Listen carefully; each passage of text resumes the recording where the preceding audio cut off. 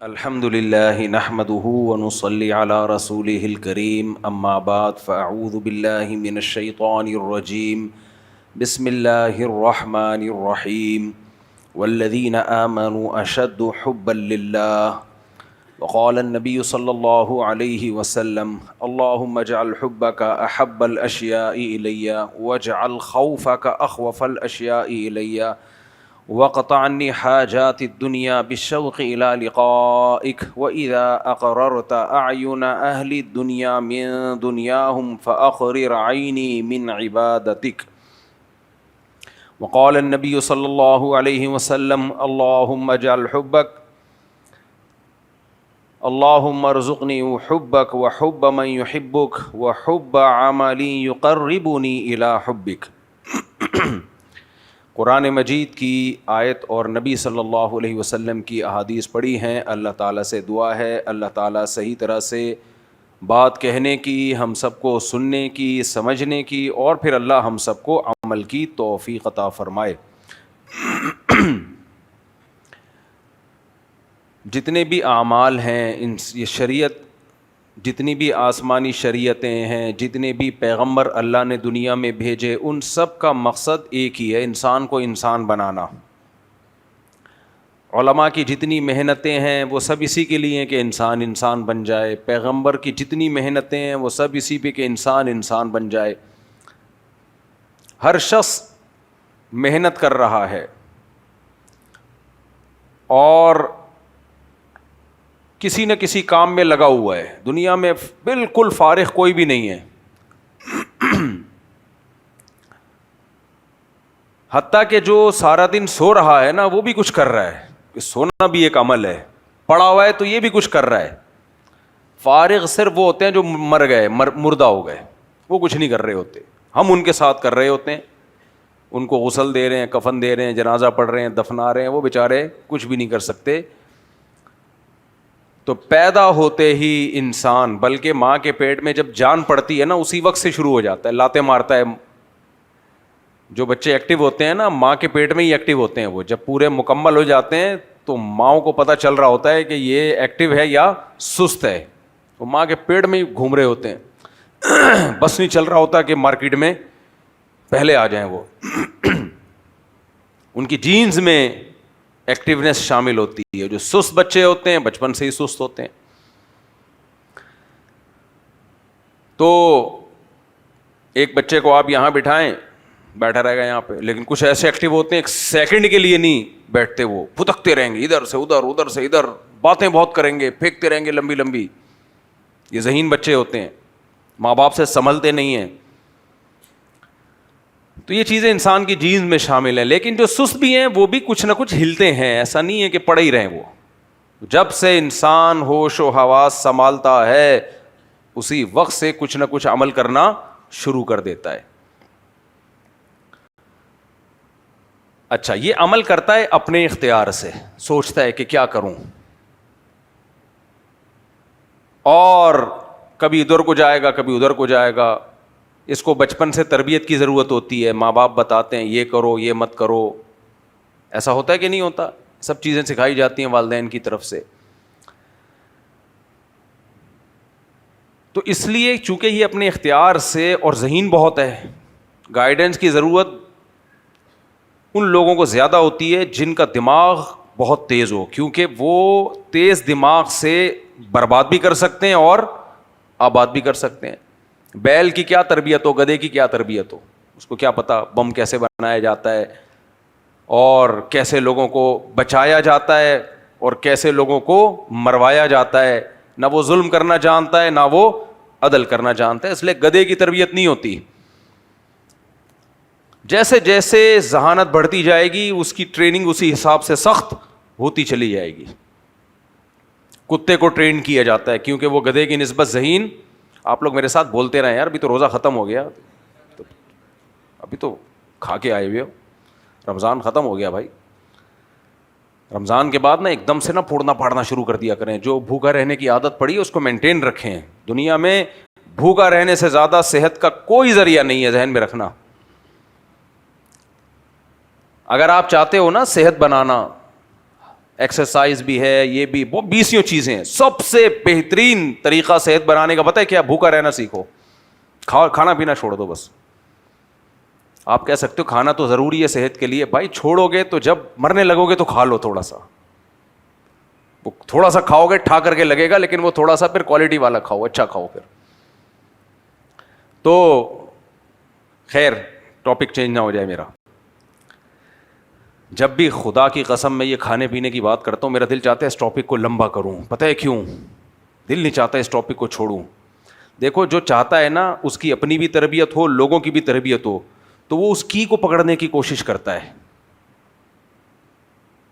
کہ ایک بیسک کی, آپ کے ہاتھ میں ایک چابی آ گئی تو سارے خزانے کس کے پاس ہیں؟ آپ کے پاس. اور چابی کو فوکس نہیں کر رہے, لاکر اٹھا کے بھاگنے کی کوشش کر رہے, وہ نہیں اٹھے گا بھائی, وہ بہت بھاری ہوتا ہے, پکڑے بھی جاؤ گے. چور کوشش کرتا ہے چابی بنوائے. میری بائک ایسے ہی چوری ہوئی تھی, جس کو میں چلانے کے لیے دیتا تھا اس نے چابی بنوا کے غائب کر دی. پھر پتا چلا محلے میں اس کا کام ہی یہی ہے, اور اسی کو ہم گھر کی نگرانی کے لیے بٹھایا کرتے تھے کہ کوئی چور نہ آ جائے گھر میں. ماشاءاللہ بڑے بڑے واقعات ہیں, کبھی خوشبو لگا کے اکیلے میں آگے بیٹھو, واقعات کی ایک طویل فہرست ہے.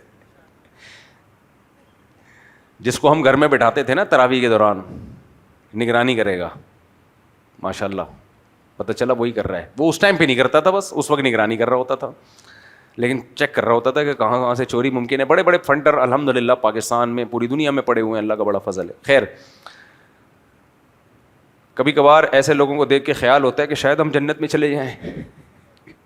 کیا خیال ہے بھائی, شاید ہم کہاں چلے ہیں, کہ اتنے اللہ نے اس سے تو بچایا ہوا ہے کہ یار آستین کے سانپ تو نہ بنو نا, جو آپ پہ ٹرسٹ کر رہا ہے اسی کو دغا دینا شروع کر دو. خیر ٹاپک سے نہ ہٹ جاؤں میں. تو جتنا جیسے جیسے ذہانت بڑھتی چلی جائے گی تربیت کا معیار اتنا ہی بڑھتا. گدھے کو تربیت کی بالکل ضرورت نہیں ہے. گائے تھوڑی سی زیادہ ذہین ہوتی ہے, اس کو تھوڑی سی تربیت کی ضرورت ہوتی ہے. کتا بہت ذہین جانور ہے, اس کو باقاعدہ سدھایا جاتا ہے, ادھر بھونکنا ہے ادھر نہیں بھونکنا, یہ سسرال ہے یہاں استغفر اللہ, یعنی سسرال پہ نہیں بھونکنا. غلطی سے زبان سے نا اٹک جاتے ہیں الفاظ, غلط نکل آتے ہیں بعض دفعہ, تو میں کہنے والا تھا کہ بھونکنا ہے, لیکن وہ غلط ہو جاتا ہے, نہیں بھونکنا. تو سدھایا جاتا ہے کتوں کو, ہیروئن کی خوشبو دیکھ کے بھونکنا ہے, بدبو ہوتی ہے, سوری خوشبو نہیں, جو چرس ہے ہیروئن ہے کہیں نظر آئے تو بھونکنا ہے اس پہ. اور پھر بھونکنا بھی سکھایا جاتا ہے اس کو, یہ بھی کہ کاٹنا کس کو ہے اور کس پر صرف بھونکنا ہے, یہ بھی سکھایا جاتا ہے. کیونکہ جانور کیا ہے, کتا انسان سے زیادہ نہیں لیکن ویسے ایک ذہین جانور ہے. اس کو تربیت کے بغیر آپ رکھ لیں تو بھائی وہی گلے پڑ سکتا ہے کل آپ کے. تو آپ بتاؤ انسان کی ذہانت تو کتا ہو, بلی ہو, بکری ہو, بکریاں بھی ذہین ہوتی ہیں. میں نے خود دیکھا, ایک صاحب نے بکری پالی بھی, کنڈی لگا کے بند کرتے تھے, بکری آ کے سینگ سے کنڈی کھول دی, پتلی گلی سے نکل لیتی باہر. میں نے پہلی دفعہ یہ منظر دیکھا, میں نے کہا بڑے بھائی تو بکری بھی ہلکی چیز نہیں ہے. اور اس سے پتہ چلتا ہے بکری کا دودھ بھی ہلکی چیز نہیں ہے. جیسے ایکٹیو بکری ہوتی ہے, بکری کا دودھ پینے والا بھی ایسا ہی ایکٹیو ہوتا ہے. اور بھینس جیسی سست ہے تو اس کا دودھ پینے والا بھی بھینس جیسا بن چکے ہیں. جاتا نہیں, ہم سب بن چکے ہیں. لیکن بہرحال بار بار میں جملہ معترضہ بیچ میں ڈالتا ہوں, یہ بازار کا کھلا دودھ یہ بہرحال اس پیکنگ کے دودھ سے بہتر ہے. یہ جراثیم والا پی لیا کرو بوائل کر کے, یہ اس پیکنگ کے دودھ سے جس میں جراثیم بھی لفٹ نہیں کراتے اس سے بہرحال کیا یہ بہتر ہے. خیر تو گائے کو کنٹرول کرنا تھوڑا زیادہ مشکل ہوتا ہے, بھینس کو کنٹرول کرنا آسان کیونکہ سست ہے, گائے تھوڑی سی چست ہے. بکری کو پالنا بہت مشکل کام ہے, میں نے پالی ہوئی ہے مجھے پتا ہے. مشہور ہے جسے کوئی غم نہ ہو وہ بکری پال لے. جسے دنیا جو کنوارے چھڑے چھاٹ لوگ ہیں نا, کوئی غم نہیں ہے, وہ بکری پال کے دیکھیں, ایسا تنگ کرتی ہے, اتنا تنگ کرتی ہے, ہر وقت کھاتی رہے گی اور مینگنیاں بنا کے نکالتی رہے گی کیونکہ ذہین جانور ہے. تو اس کو پالنا تھوڑا اور زیادہ مشکل. سمجھ میں آ رہی ہے بات؟ میں آہستہ آہستہ انسان کی طرف آ رہا ہوں, آہستہ آہستہ. جتنا ذہین ہوگا اس کو کنٹرول کرنا, اس کی ٹریننگ کرنا اتنا زیادہ مشکل. اسی وجہ سے ذہین بچوں کو پالنا مشکل ہے, بے وقوف بچوں کو پالنا آسان. تو اب کیا ہے, انسان تو میرے بھائی اشرف المخلوقات ہے. انسان کو فضیلت ہی اس دماغ کی بیس پہ ہے. اس کو جو اللہ نے کھوپڑی عطا کی ہے وہ کھوپڑی کسی مخلوق کو عطا نہیں کی.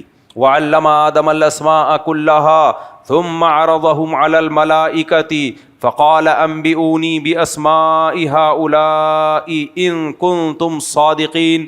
جب انسان کو بنایا جا رہا تھا شیطان نے بھی اعتراض کیا اور فرشتوں کو بھی اشکال ہوا کہ یہ جس مادے سے بنایا جا رہا ہے, مٹی اور پانی کے ملاپ سے بنایا جا رہا ہے, اور اس میں خواہشات کا ایک طوفان ہے. یہ خواہشات پوری کرنے کے لیے لوگوں کو مارے گا, پیٹے گا, بم بنائے گا, لڑے گا, زمین میں فساد. جب تک انسان دنیا میں نہیں آیا زمین میں فساد کے علاوہ سب کچھ تھا. سمجھ میں آ رہی ہے بات کہ نہیں آ رہی ہے؟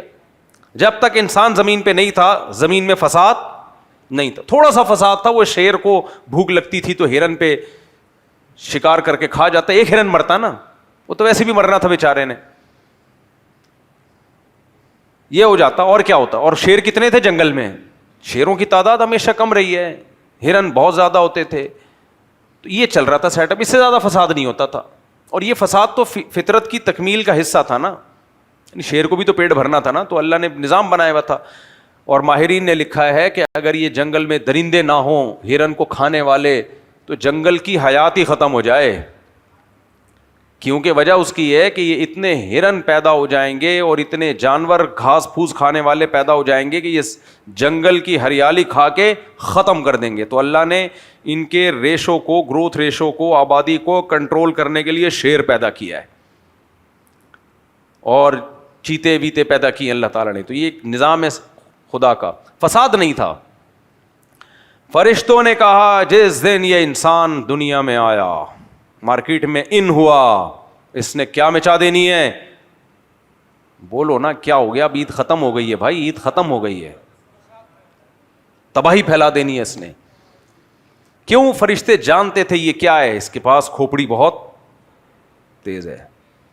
خواہشات ایسے ہی ہیں جیسی جانوروں میں ہوتی ہیں, لیکن ان خواہشات کی تکمیل کے لیے جانوروں کے پاس وہ انسٹرومنٹ ہی نہیں ہے کہ جس سے وہ فساد پھیلا سکیں. کیوں نہیں ہے؟ ان کے پاس وہ صلاحیت ہی نہیں ہے کہ وہ انسٹرومنٹ بنا سکیں. جس چیز کو فرشتوں نے انسان کی تخلیق پہ اعتراض کا ذریعہ بنایا, اسی چیز کو اللہ نے انسان کی وجہ تخلیق بتایا. اللہ نے فرمایا اسی لیے تو پیدا کر رہا ہوں, کیا ہے؟ ذہین ہے. اور ذہانت کی دھاک فرشتوں کے سامنے بٹھانے کے لیے اللہ نے مثال کیا دی. دیکھو قرآن جو میتھڈ آف ٹیچنگ بتاتا ہے نا قرآن, وہ بڑا نیچرل ہے. ہمارے یونیورسٹی میں پتہ ہے کیا ہوتا ہے؟ ہمارے دور میں ہوتا تھا, ہو سکتا ہے صحیح ہو گیا وہ. اس میں یہ ہوتا ہے کہ ٹیچر پڑھا رہا ہوتا ہے اور طلبہ بیٹھ کے کر کے رٹا لگا کے سن رہے ہوتے ہیں. یہ میتھڈ آف ٹیچنگ نیچرل نہیں ہے. قرآن یہ بتانا چاہتا تھا کہ آدم علیہ السلام بہت ذہین ہے, ان میں علم سیکھنے کی صلاحیت ہے. یہ بتانا چاہتا تھا نا. اللہ ویسے ہی کہہ دیتے کہ دیکھو یہ آدم جو ہے اس کو میں نے بہت ذہین بنایا ہے, تو ٹھیک ہے یہ اس کی اولاد دنیا میں فساد پھیلائے گی, لیکن اس کے اندر علم کی صلاحیت ہے, نالج حاصل کرنے کی صلاحیت ہے. تو انہی میں اچھے لوگ بھی پیدا ہوں گے نالج حاصل کر کے.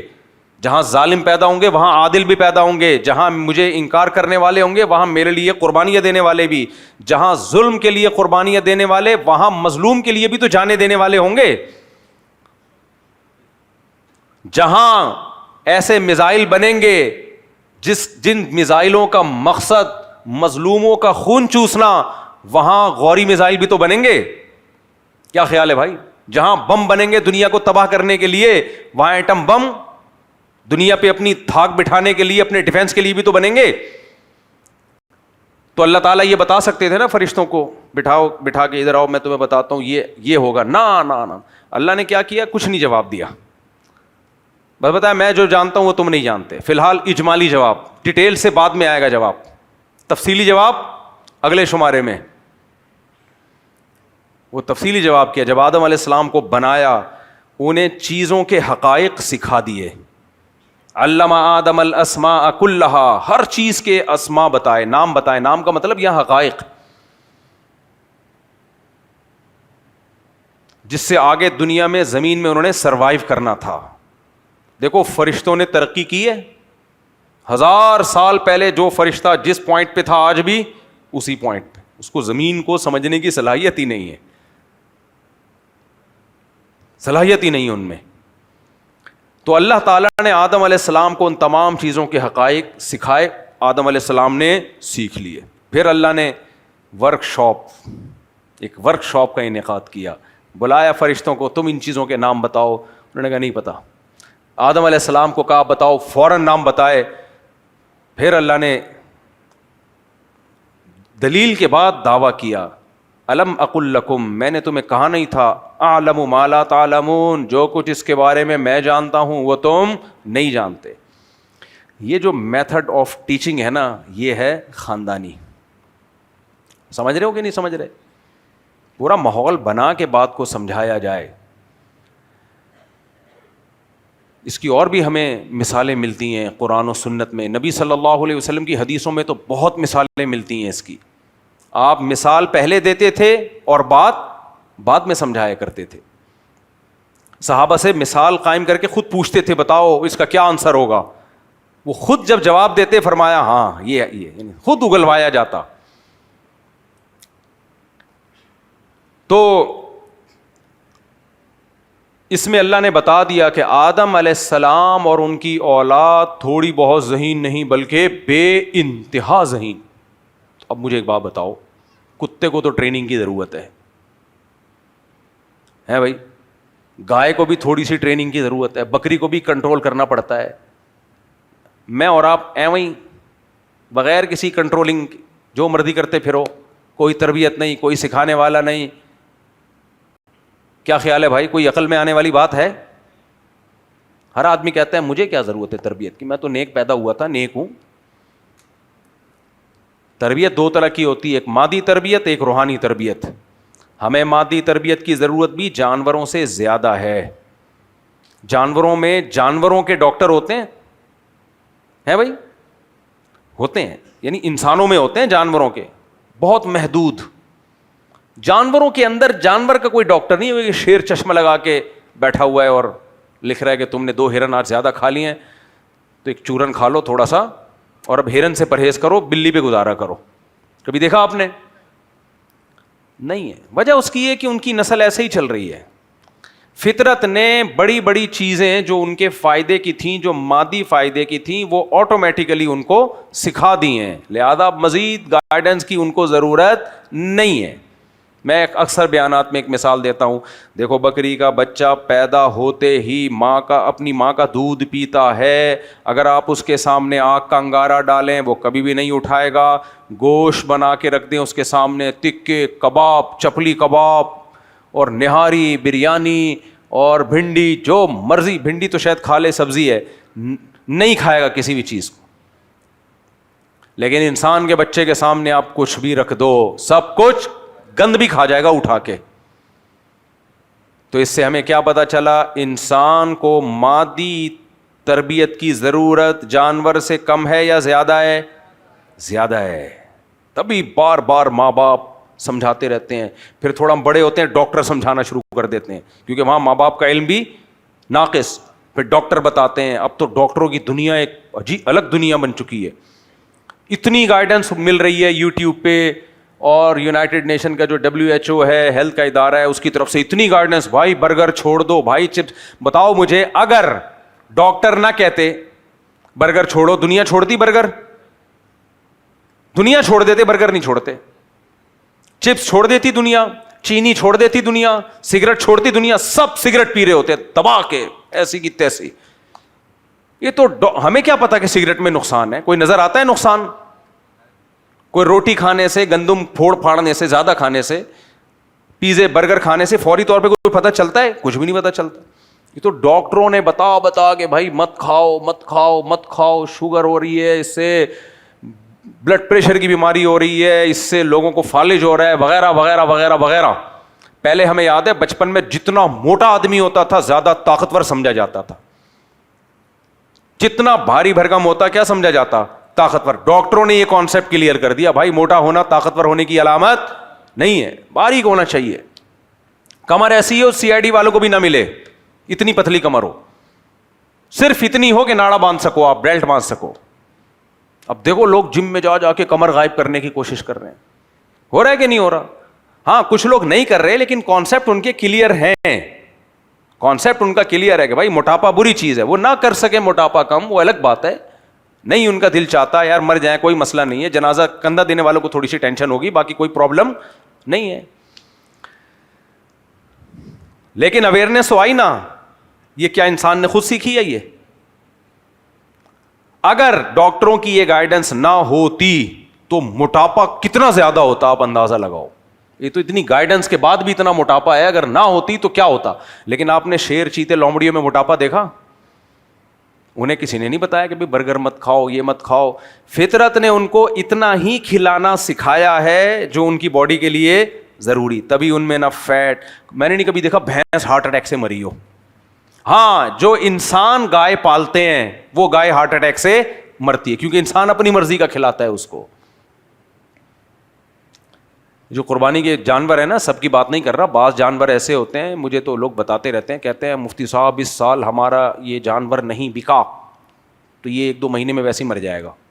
میں نے کہا کیوں؟ کہتے اس کو اتنا گھی پلا دیا ہے ہم نے اور اس کو چاکلیٹیں کھلائی ہیں جو فیکٹریوں سے بچی ہوئی، کہ اتنا موٹا آلو اتنے کھلا دیے ہیں، اتنا موٹا ہو گیا ہے، اس میں کولیسٹرول کا ڈبہ بن چکا ہے. یہ دعا کرو کسی کو پہنا دیں ہم جلدی سے تاکہ کاٹ دے بقرعید میں، کیونکہ اگر یہ نہیں ہوا نا تو ہم اس کو آغا خان تھوڑی لے کے جائیں گے اس کی سرجری کے لیے، یہ مر جائے گا. اور ہوتا ہے، میں سب کی بات نہیں کر رہا بھائی، بیچاروں کا لوگوں کا بزنس بھی بعض دفعہ تباہ ہوتا ہے. وہ میں نے وہ بات کی تھی نا، دیسی گھی اتنا مہنگا پڑ رہا ہے، اس پہ بہت سارے تاجروں نے مجھے کہا کہ یار ہمارا تو بٹا بٹھا دیا آپ نے. تو وہ انہوں نے پھر مجھے ایک چیز بتائی، لاجک کی بات تھی. وہ کہتے ہیں ہم صرف گھی نہیں بیچ رہے ہوتے، گھی کے علاوہ بھی بہت سارے کام کر رہے ہوتے ہیں. تو یہ بھی کلپ بنا کے چلا دیں، وہ گھی کے علاوہ بھی بہت سارے کام کر رہے ہوتے ہیں. تو گھی ہم اس لیے سستے ریٹ پہ بیچتے ہیں کہ وہ ہمارا پروفٹ دوسرے طریقے سے پورا ہو جاتا ہے. تو یہ ایک ویلڈ پوائنٹ ہے. تو میرا مقصد کسی کے بزنس کو تباہ کرنا نہیں تھا، میرا مقصد صرف یہ بتانا تھا خالص چیز ملنا بہت مشکل کام ہے. لیکن باقی کچھ میرے جاننے والے ایماندار تاجر ہیں جو اوریجنل گھی بیچ رہے ہیں، لیکن وہ کہتے ہیں ہم سستا اس لیے بیچتے ہیں کہ یہاں تو ہمیں گھی پروفٹ نہیں دے رہا، لیکن پھر وہ گائے کے بچے سے ہم قیمت نکال لیتے ہیں، گائے بھی بکتی ہے، اس کے بچے بھی بکتے ہیں، وغیرہ وغیرہ، گوشت بکتا ہے، تو اور بہت سارے طریقے ہوتے ہیں، مکھن سے ہم نکال لیتے ہیں اس کی ویلیو، وغیرہ وغیرہ. خیر، تو آپ نے نہیں کبھی دیکھا ہوگا ہرن ہارٹ اٹیک سے مر گیا، شیر مرتے ہیں بڑھاپے میں، یا کوئی ہزاروں میں کوئی ایک آدھ کو کوئی بیماری ہو جائے. وجہ کیا ہے میرے بھائی؟ انسانوں کو اگر ڈاکٹروں کی گائیڈنس نہ ملے نا، میرا خیال ہے کوئی بھی 40 تک بھی نہ پہنچے اس زمانے میں. تو اتنی زیادہ حکیموں ڈاکٹروں کی طرف سے گائیڈنس مل رہی ہے، لوگ منع کر رہے یہ کھاؤ یہ نہیں کھاؤ یہ کھاؤ یہ نہیں کھاؤ، جا کے تب جا کے کہیں انسان کا بچہ مادی لحاظ سے بنتا ہے.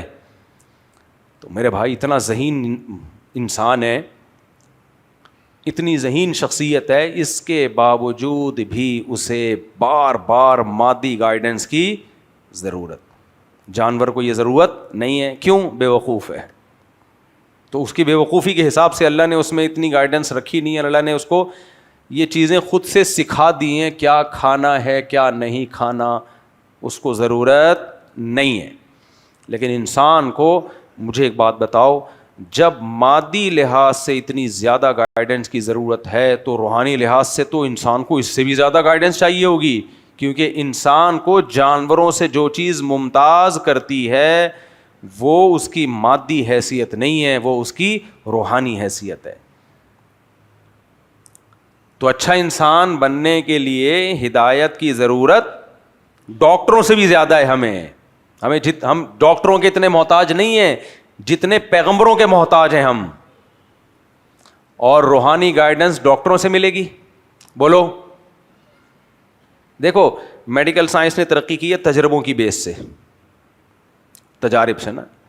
پہلے زمانے میں حکیم, یہ سارا حکیموں کا علم ہی ہے جو میڈیکل سائنس میں منتقل ہوا ہے. پہلے تو حکیم ہوا کرتے تھے, وہی جڑی بوٹیوں پہ ریسرچ کرتے تھے, پھر اسی کی ریسرچ کرتے کرتے کرتے کرتے یہ جو آج کل میڈیکل سائنس ہے جس نے ترقی کی ہے, سارا حکیموں سے ہی لیا ہوا مال ہے, اور سارا مسلمانوں سے لیا ہوا ہے. یہ بھی بتا دوں آپ کو, 1000 سال تک ہمیں, پہلے طب یونانی تھی, وہ غیر مسلم تھے جب تک اسلام دنیا میں نہیں آیا تھا. لیکن جب اسلام نے دنیا میں غلبہ حاصل کیا ہے تو یونان میں گڑبڑ یہ ہوئی ہے کہ یونانیوں نے 2 بچے پیدا کرنے کی اسکیم چلا لی. جو یونان تھا نا, اوریجنل یونان, ان کے ہاں ان کے پاگل قسم کے کچھ فلاسفر پیدا ہوئے. انہوں نے کہا دیکھیں ایکچولی جب ہمارے گروتھ ریشو کم ہوگا تو وسائل زیادہ ہوں گے تو بچے کم ہو گئے, لیکن کھلا کھائیں گے تو ننگا نہ آئیں گے. وہ یہ ان کے لوگوں نے چلا دیا حساب کتاب. وہی کے علم کے بغیر جب عقل استعمال ہوتی ہے نا تو وہ گمراہی کی طرف لے جاتی ہے. تو جو اوریجنل یونان تھا, جس نے طب یونانی, جو میڈیکل سائنس نے بڑی ترقی کی تھی, فلسفے نے بھی بڑی ترقی کی تھی اس میں, تو جب اسلام دنیا میں آیا تو مسلمانوں نے سارا علم وہاں سے لے لیا. تو یونانی کہاں گئے, سوال پیدا ہوتا ہے. ہونا تو یہ چاہیے کہ یونان میں بڑے بڑے حکیم پائے جائیں. ہوا یہ کہ یونانیوں نے جب 2 بچوں کی پالیسی اختیار کی اور مسلمان 4 شادیاں کر کے دبا کے بچے پیدا ہوئے تو یونان مارکیٹ سے شارٹ ہو گیا. وہ نسل ہی اڑ گئی, پتہ ہی نہیں گئی کہاں وہ. اس لیے یونان میں اب جو ہے نا وہ اوریجنل یونانی نہیں ہے. وہ شاید کوئی ایک آدھ کی قبر کہیں ملتی ہوگی یا کوئی ایک آدھ زندہ ہوگا جو اپنا نسب بتاتا ہوگا, لیکن مارکیٹ سے یونان کیا ہو گیا, شارٹ. بالکل ایسے ہی جیسے آج سے 60-70 سال کے بعد لوگ کہیں گے کہ جیپنیز بھی کوئی قوم ہوا کرتی تھی. آپ مذاق سمجھ رہے ہو, لیکن یہ ایک ریئلٹی ہے. آپ کہو گے کہ جیپنیز 70-80 سال کے بعد لوگ کہیں گے کہ جاپان, جس کی جو قومی زبان پشتو ہے, ایک زمانے میں یہاں جیپنی, کیونکہ پٹھان ماشاءاللہ اتنے پھیل رہے ہیں اور وہاں جیپنیز عورتوں سے شادی بھی کر رہے ہیں, بچے بھی ہو رہے ہیں. میں نے تو 2006 میں یہ پیشگوئی کی تھی کہ جاپان میں جو پختون آبادی ہے وہ بڑھ رہی ہے. اور اب تو میں نے یہ کہا تھا 2006 میں, میرا بیان ہو, شاید کسی نے ریکارڈ بھی کیا وہ, کہ جاپان میں چپلی کباب کے ہوٹل بھی کھلیں گے اور نسوار کی دکانیں بھی کھلیں گی. اور میں اب دیکھ کر آ جاؤں, ہو گیا ہے. اب میں 2-3 سال پہلے جاپان گیا تھا نا تو سب ہو گیا, لیکن آپ دیکھنا 2070-80 تک تو وہاں, اور اگر ہم لوگ چلے گئے تو پان کی پیکیں, الحمدللہ کراچی والے گئے تو پان بھی ملے گا وہاں پہ, گٹکے بھی ملیں گے, تو وہاں سب کچھ ہوگا. کتنی اس قوم نے اپنی قوم کی تربیت کی تھی, 100 سال سے زیادہ لگے ہیں جاپان کو ایک آرگنائزڈ قوم پیدا کرنے میں, لیکن ایک کتنی بڑی مسٹیک ہوئی, نسل روک لی. اس کا طریقہ, نتیجہ جو آپ کے سامنے ہے.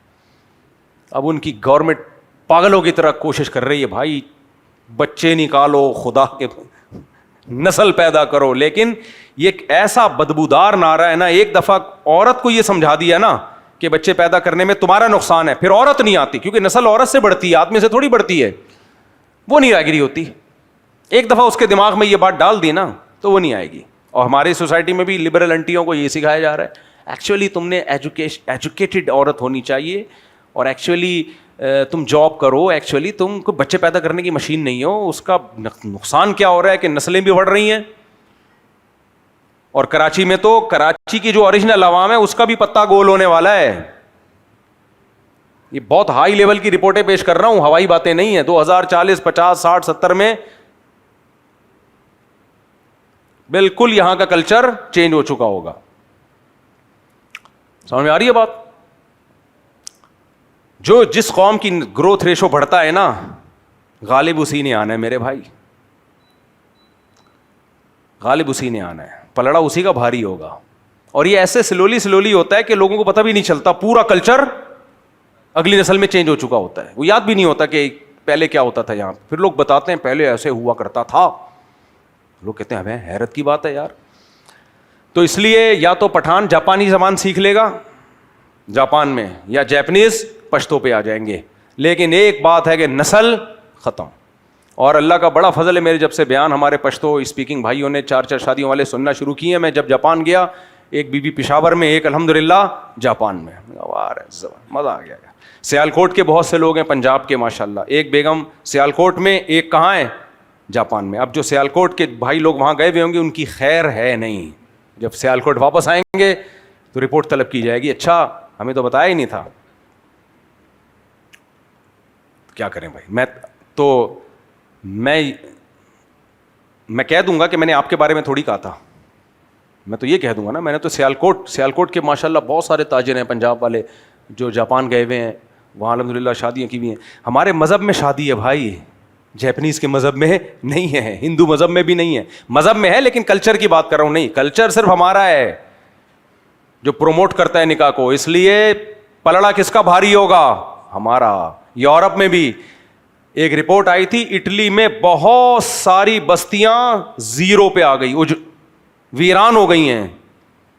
اس پہ کسی نے کہا نہیں اٹلی تو اتنا آباد ملک ہے. میرے بھائی آپ کو جو آباد نظر آ رہا ہے نا، تو آپ ماضی کا اٹلی دیکھو، بہت ساری بستیاں ختم، خالی ہو گئے علاقے ان کے. اور اٹلی کے بارے میں جاپان پختونستان بنے گا اور اٹلی اٹلنگا دیش بنے گا، کیونکہ بنگلہ دیشی وہاں بہت زیادہ ہیں. اٹلی کیا بنے گا؟ بول لو یار، اٹلنگا دیش. یہ میں نے نام رکھا ہے کیونکہ اٹلی کی جو اپنی عوام ہے وہ بھی ختم، پروگرام اڑ گیا. بہت کم بچے پیدا ہو رہے ہیں. بنگلہ دیش والے ماشاءاللہ جا رہے ہیں، مچھلی کھا رہے ہیں، اور خوشی کی بات ہے ہمارے لیے یار. اور یہ دے دنا دن. ایک اٹلی کے جنرل اسٹور میں نے کہا یار کوئی بچہ نظر نہیں آ رہا، دیکھیں سارے بزرگ انگریز. تو میں نے کہا یار ایک واکر میں نظر آیا، میں نے کہا چلو یار وہ ہے گورا ہے، اپنے بچے کو لے کے گھوم رہا ہوگا، یا گوری ہوگی کوئی اپنے بچے، تو جا کے ملتے ہیں، بچہ ہے ماشاءاللہ. تو گیا تو وہ بنگلہ دیشی ساتھی تھے. میں نے کہا یار پورے اسٹور میں ایک بچہ نظر آیا، وہ بھی بنگلہ دیش کا. تو مجھے تو خوشی ہوئی. خیر، تو اٹلی بنے گا اٹلنگا دیش، جاپان بنے گا. اب کوئی جاپان اور پختونستان کا مرکب بنا کے کوئی نام سوچوں گا، پھر انشاءاللہ کسی فارغ وقت میں پھر وہ اناؤنس کروں گا انشاءاللہ. کوئی جب بھی سے سوچ لو اچھا سا نام، جس میں جاپان کا بھی بالکل اس ملک کو بھی نہیں کرنا نا ہم نے ایسے بالکل ہی تھوڑا سا، جیسے اٹلنگا دیش میں اٹلی بھی تو آ رہا ہے نا شروع میں، الف اور ٹے تو آ رہا ہے نا، تو ایسے اٹلنگا دیش اور جاپان کو کچھ سوچتے ہیں اس میں. خیبر جاپان خواہ، بہترین بات کی.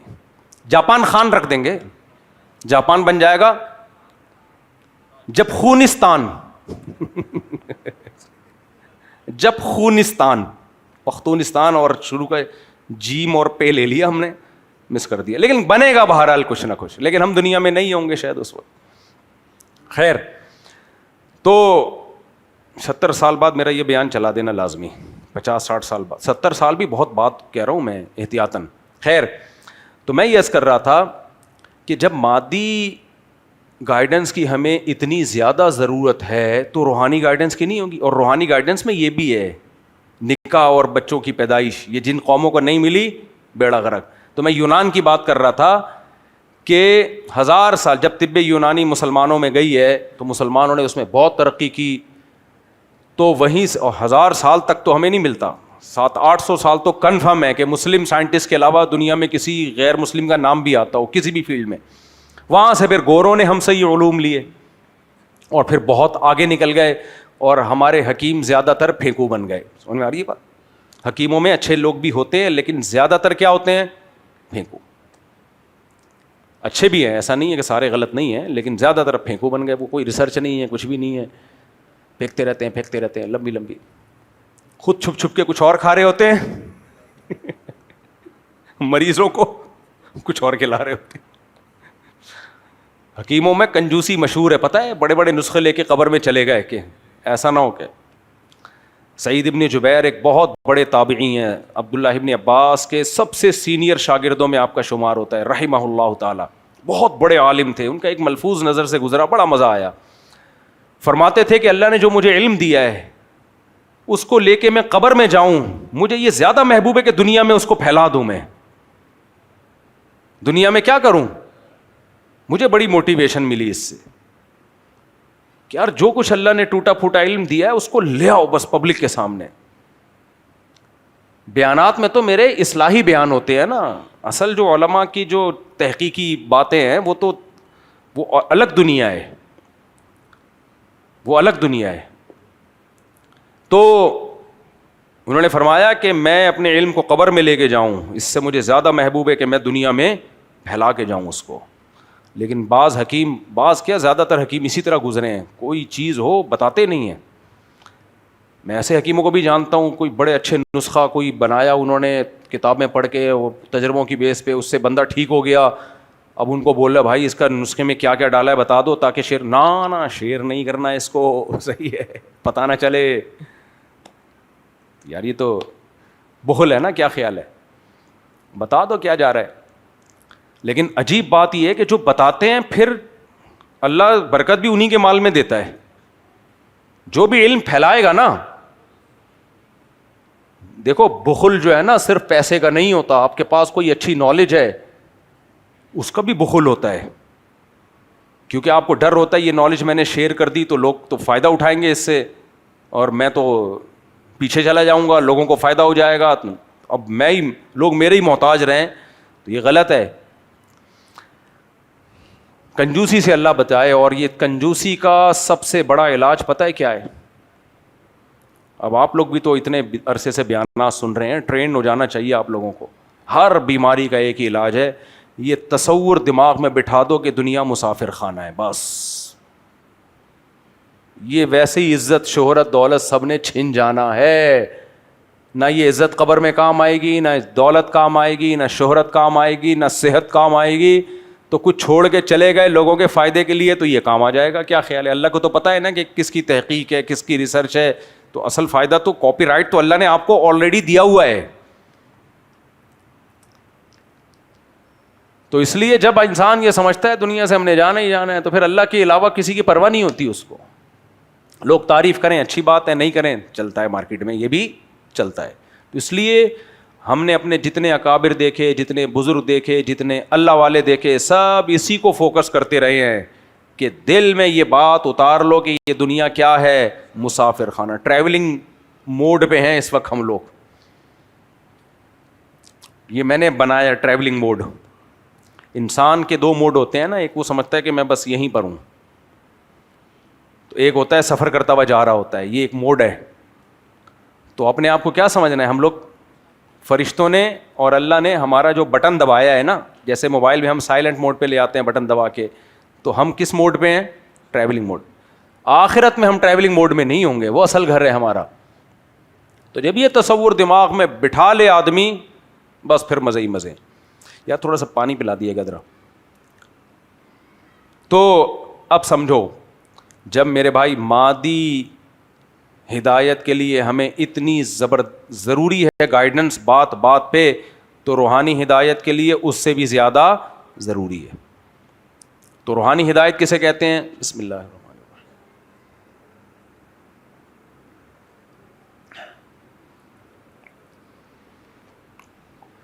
دیکھ لو پاکستان میں حال کیا, الحمدللہ. گلاس شیشے کا ہونا چاہیے, پلاسٹک کے برتن صحت کے لیے اچھے نہیں ہیں, لیکن شیشے کا رکھ نہیں سکتے. پوچھو کیوں؟ پتہ ہے آپ کو کیوں؟ غائب ہو جائے گا. یہ چل رہا ہے مارکیٹ میں یار. نمازیوں, یہ جمعہ پڑھنے والے نمازیوں کی باتیں کر رہا ہوں میں. تو اس لیے کبھی کبھار سوچتا ہوں شاید ہم جنت میں چلے جائیں. کیا خیال ہے یار, اللہ ہم سب کو لے جائے. کم از کم مسجد سے گلاس تو نہیں چوری کرتے نا یار. کیا خیال ہے؟ تو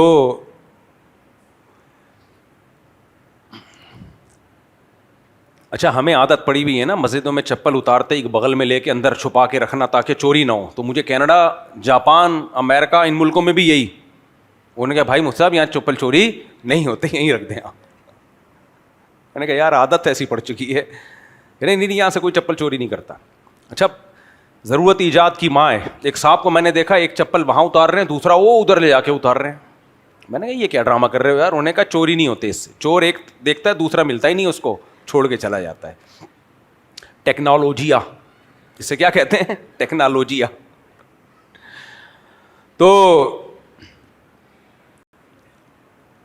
تو روحانی ہدایت پیغمبروں کے سوا، میں بتا رہا تھا کہ مادی ہدایت تو انسان نے تجربے کرتے کرتے، جڑی بوٹیوں پہ تجربے کیے، فزکس کے لاز دیکھے، اس نے چیزوں میں مناسبت دیکھی، اس نے وہ ارشمیدس ایک سائنٹسٹ گزرا تھا نا، اس نے ایک بہت بڑا گولا بنا کے پانی میں ڈالا تو اس نے دیکھا پانی نکلا کتنا ہے، وہ بڑا اچھل گیا کہ یار اس سے ایک فزکس کا ایک لا نکال لیا اس نے. تو یہ تو تجربے سے سیکھتا ہے انسان. اور ظاہر ہے آدم علیہ السلام کے دور میں اتنی مادی ترقی کی ضرورت بھی نہیں تھی، اس لیے اللہ نے بہت زیادہ مادی ترقی ان کو سکھائی بھی نہیں، کیونکہ اللہ تعالیٰ جیسے جیسے ضرورت پڑتی ہے انسان کو اس حساب سے سکھاتے ہیں، کیونکہ مقصد اس دنیا میں ترقی نہیں ہے، مقصد انسان اچھے طریقے سے سروائیو کر سکے. تو جیسے جیسے ضرورت پڑی اللہ نے انسان کے دماغ کی نسیں کھولیں اور وہ چیزیں ایجاد کرتا چلا گیا. آدم علیہ السلام کے دور میں راکٹ اور میزائل اور ایٹم بم کی ضرورت تھی؟ بھائی دشمن کو اگر ایٹم بم سے اڑاتے تو ایسے ہی مرغی کو توپ سے اڑا رہے ہو آپ، خرچہ زیادہ تھا، کیا خیال ہے؟ دشمن ایک دو ہوتے تھے. نہ ٹریکٹر کی ضرورت تھی، بھائی بیل سے ہل چلاؤ، اتنے ٹماٹر آلو پیاز پیدا ہو جائیں گے آدم علیہ السلام کے پورے پریوار کے لیے کافی. اور زیادہ تر جنگلوں میں شکار کر کے لوگ کھایا کرتے تھے. اسماعیل علیہ الصلوۃ والسلام کا گزر بسر کیسے تھا؟ شکار کرتے تھے جنگل میں، جو حلال جنگلی جانور ہیں ان کا شکار کرتے تھے. یہ اسماعیل علیہ السلام کا گزر بسر تھا اس سے. تو شکار کے لیے ظاہر تیر ایجاد کیا ہوگا انہوں نے. اچھا پہلے وہ مجھے وہ نماز کے بعد بتائیں. نماز کے بعد میرے نام سے آج کل ایک کلپ چل رہا ہے، میں کوئی لوگوں کو تھائرائڈس اور پتہ نہیں کیا کیا چیزوں کے نسخے بتا رہا ہوں بیٹھ کے، اور کوئی مردانہ قوت کی دوائیں بھی، اور ایک چیز ہے وہ جو پروسٹیٹ غدود بڑھ جاتے ہیں نا مردوں میں، اس کی دوائیں وہ فیک ہے، اے آئی سے کسی نے بنایا ہے. بھائی میرا یہ کام نہیں ہے کہ میں منجن بیچوں. اور اتنا وہ چل گیا ہے کہ لائن لگی ہوئی ہے. حضرت وہ آپ نے نسخہ بتایا ہے، کائنڈلی ذرا آپ ہمیں بھی دے دیں. میں نے نہیں بتایا بھائی، پروسٹیٹ کا مجھے کیا اس سے لینا دینا یار. لیکن کمبخت نے چلایا کسی نے اے آئی سے بنا کے، اور اتنا چلا دیا ہے. کبھی زندگی میں مجھے دیکھا کہ میں مردانہ ٹوٹکے بتا رہا ہوں لوگوں کو بیٹھ کے؟ یہ علماء کے وقار کے خلاف ہے بھائی یہ چیزیں. میں نے تو آپ کو بتایا کہ مجھے کسی نے پورا بورا بھر کے سلاجید کا دے دیا تھا، اور ایک نمبر اوریجنل سلاجید، اتنا بڑا بورا. میں اس سے بزنس کرتا، لاکھوں روپے کما لیتا. میں نے کہا نہیں بھائی یہ بزنس ہم نے نہیں کرنا بھائی، کیونکہ اس پہ چھاپ لگی ہوئی ہے مردانہ قوت. سلاجید پہ چھاپ لگی ہوئی ہے نہیں، وہ بہت ساری چیزوں کے لیے، لیکن اس پہ چھاپ یہ لگی. تو میں کیوں اپنا امیج خراب کروں بھائی؟ ہم قیامت کے دن ہمارے ابا پکڑیں گے ہم کو، بیٹا تو کیا کر کے گیا ہے میرے مرنے کے بعد؟ ہمارا خاندانی کام، یہ ہمارے خاندان پہ تو ایک بول. دیکھو یہ کوئی مردانہ قوت کی دوائیں بیچنا برا کام نہیں ہے، لیکن ہر کام ہر ایک پہ سوٹ نہیں کرتا. کچھ چیزیں علماء کے وقار کے خلاف ہوتی ہیں. میں نہیں کہہ رہا میں صاحب وقار ہوں، لیکن ایک علم کی طرف نسبت تو ہے نا، اس نسبت کی تو لاج رکھنی چاہیے انسان کو. تو میرے پاس تو غیر اخلاقی طریقے سے پیسہ کمانے کے کروڑوں روپے کمانے کے طریقے ہیں. کیونکہ لوگوں کو پتہ ہے 4 شادیوں کی بات کرتا ہوں، 4 شادیوں پہ کتاب لکھی، تو لوگ آ کے پوچھ بھی رہے ہوتے ہیں حضرت کچھ بتا دیں یار. تو میں اگر بتانا شروع کر دوں، یہ حکیموں سے کانٹیکٹ کر لوں، ہاں بھائی بھیج دوا، اور یا ڈاکٹروں سے رابطہ کروں، تو میں تو لاکھوں روپے کما لوں یار بیٹھے بیٹھے. نام اپنا استعمال کروں، لاکھوں نہیں کروڑوں کما سکتا ہوں. لیکن وقار کے کیا ہے؟ خلاف ہے، علماء کے وقار کے خلاف ہے. اور ایک طالب علم کو میں نے پکڑا مدرسے میں، وہ یہی کام کر، میں نے کہا یار یا تو دین کا علم چھوڑ دو یا پھر یہ کلینک کھول کے بیٹھ جاؤ. یعنی طالب علم بنو یا پھر یہ کلینک کھول کے بیٹھ جاؤ، دونوں میں سے ایک کام کرو. اگر عالم بننا ہے تو وہ کام کرو جو علماء پہ سوٹ کرتے ہیں. بزنس کرو، پراپرٹی کا بزنس کرو، جانوروں کا بزنس، ویسیوں کام کرو. یہ مردانہ ٹوٹکے اور مردانہ قوت کی دوائیں یہ علماء کے وقار کے خلاف ہیں. اور جو اچھے حکیم ہیں نا، وہ بھی ضمنی طور پر یہ کام کر رہے ہوتے ہیں. باہر انہوں نے بڑے بڑے بورڈ اس کے نہیں لگائے ہوئے ہوتے. کسی حکیم کی دکان کے باہر بورڈ لگا ہوا ہے نا مردانہ طاقت، سمجھ لو یہ فارغ آدمی ہے، یہ کوئی ریلیبل آدمی نہیں ہے. تو اب اتنی بات چل پڑی ہے تو ویسے ایک جنرل نالج کی بات بتا دوں, جب تک آپ چل رہے ہو, دیکھ رہے ہو, سن رہے ہو, اس کا مطلب سب کچھ ٹھیک ہے. سمجھ میں آ رہی ہے بات؟ سب کچھ ٹھیک ہے, ہمیں وہم میں جانے کی ضرورت نہیں ہے. اس کو کم کرو. یہ جو پیٹ کے گر چربی ہے نا, یہ سب سے زیادہ نقصان دہ ہے. بھاگو دوڑو, جم جاؤ اور پیٹ کو کیا کرو, کم کرو. بس اس کو فوکس کرو. آدم علیہ الصلاۃ والسلام کے دور میں اتنی ترقی کی ضرورت نہیں تھی. پہیا بہت بعد میں ایجاد ہوا. اس زمانے میں بیل بھی کافی تھا, بلکہ بیل کی بھی ضرورت نہیں تھی بھائی, خود ہی ہل چلا لیتے. آہستہ آہستہ آہستہ آہستہ انسان نے, کہتے ہیں سب سے پہلی ایجاد انسان کی کیا ہے, پہیا. پھر ہوتے ہوتے اس نے جانوروں کو قابو کیا. اس نے دیکھا یار گدھا ایک ایسی چیز ہے مارکیٹ میں کہ اس پہ بیٹھو تو کچھ کہتا نہیں ہے, تو کیوں ہم پیدل جائیں, اس پہ بیٹھ کے کیوں نہ چلے جائیں. ایک دن انسان نے تجربہ کیا تو اس کا خیال تھا یہ چیخے گا چلائے گا, لیکن وہ چلا گیا. اسی لیے اس کو نام بھی کیا دیا, گدھا. ٹھیک ہے نا. گھوڑے کو دیکھا یار اسپیڈ بہت ہے اس کی, انسان نے اس کو قابو کیا. اور بھائی اگر سسرال جانا ہے, سسرال سے بھاگنا ہے تو کس پہ بیٹھ کے جاؤ, گھوڑے پہ. کسی سے قرضہ لے کے بھاگنا ہے, اس کے لیے بہترین چیز ہے گھوڑا. تو ایسے ایسے انسان نے پھر گھوڑا گاڑی بنا لی, بیل گاڑی بنا لی. تو یہ ترقی کی ابتدا ہوئی ہے, اور انسان پھر اگلی نسل کو یہ علم ٹرانسفر کرتا چلا گیا. اسی طرح سے پھر آج کیا ہو گیا, وہ بندوقیں آئیں, تلواریں آئیں, پھر پہلے پھر اس کے اب میزائل آ گئے, ایٹم بم آ گئے, ہوائی جہاز آ گئے. عجیب, ایران جتنا بھی کباڑ کا تھا نا اس کے پاس, سارا اٹھا کے اس نے ڈال دی. وہ اس لیے کہہ رہا ہے کہ وہاں سے جو میزائل آئیں گے وہ مہنگے ہیں, اور یہ ہمارا کباڑ کیا ہے, کام وہی کر رہا ہے.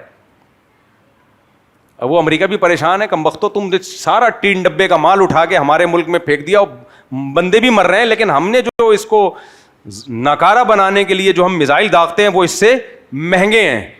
اس لیے یہ بڑی پرابلم چل رہی ہے اس میں. کہہ رہے اتنا تو ہم اس کو ماریں کیسے.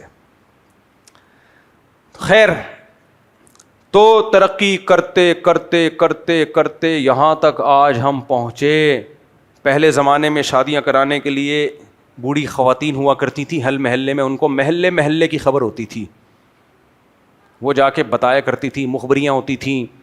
اب ویب سائٹس بن گئی ہیں, کیا خیال ہے, .com اور مختلف, تو اتنی ویب سائٹس بن گئیں اتنی ساری, اور ہوتے ہوتے آج پھر جہاز آ گئے, اڑتے اڑتے کہاں پہنچ جاتے ہیں. میڈیکل سائنس نے اتنی ترقی کی, اتنی ترقی کی, مرے ہوئے بندے کو تھوڑی دیر کے لیے زندہ کر دیتے ہیں. کل ایک صاحب آئے, کہتے پتہ نہیں ہمارے ابا کو ہارٹ اٹیک ہوا, بالکل ہی مر گئے تھے, تو ٹبا لے کر گئے, انہوں نے کرنٹ کے جھٹکے لگائے, اٹھ کے بیٹھ گئے. وہ دل کیا ہوا, وہ مرے نہیں تھے اصل میں, یعنی ہارٹ بند ہو, بالکل مر جائے پھر ریورس نہیں ہوتا, پھر حضرت عیسیٰ علیہ السلام ہی آ کے اس کو زندہ کریں گے. میں نے کہا چلو یار اللہ نے نئی زندگی دے دی. کہہ رہے ہیں جھٹکے لگے ہیں ابا, بہت دنوں سے جھٹکا نہیں لگا ہوگا نا ابا کو. مرد جو ہماری سوسائٹی میں 60-70 سال نکال لیتا ہے نا, شادی شدہ مرد, صرف بیوی کے جھٹکوں کی وجہ سے نکالتا ہے. وہ بیوی اس کو ہر تھوڑے دنوں کے بعد ایسا زور کا جھٹکا دیتی ہے جس سے وہ کیا ہوتا ہے, ہلتا ہے, اور دل کی ساری رگیں ایک دم طاقت کے ساتھ کھل جاتی ہیں.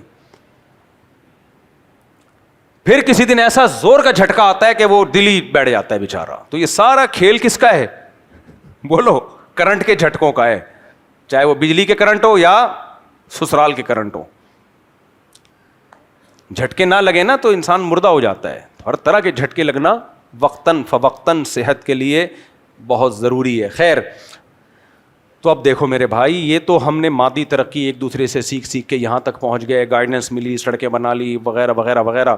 لیکن جو روحانی گائیڈنس تھی نا, اس کی ضرورت پہلے دن بھی اتنی تھی جتنی آج ہے. کیونکہ انسان کو انسان جو بنایا گیا وہ مادی ترقی کی بیس پہ نہیں, بلکہ اس لیے اما شاکرن, یہ اللہ کا شکر گزار بنے گا, یہ نیک عمل کرے گا, یہ اچھا انسان بنے گا. تو میزائل کی ضرورت آج ہے, کل نہیں تھی. برگر کے خلاف تقریروں کی ضرورت آج ہے, کل بولو نا نہیں تھی.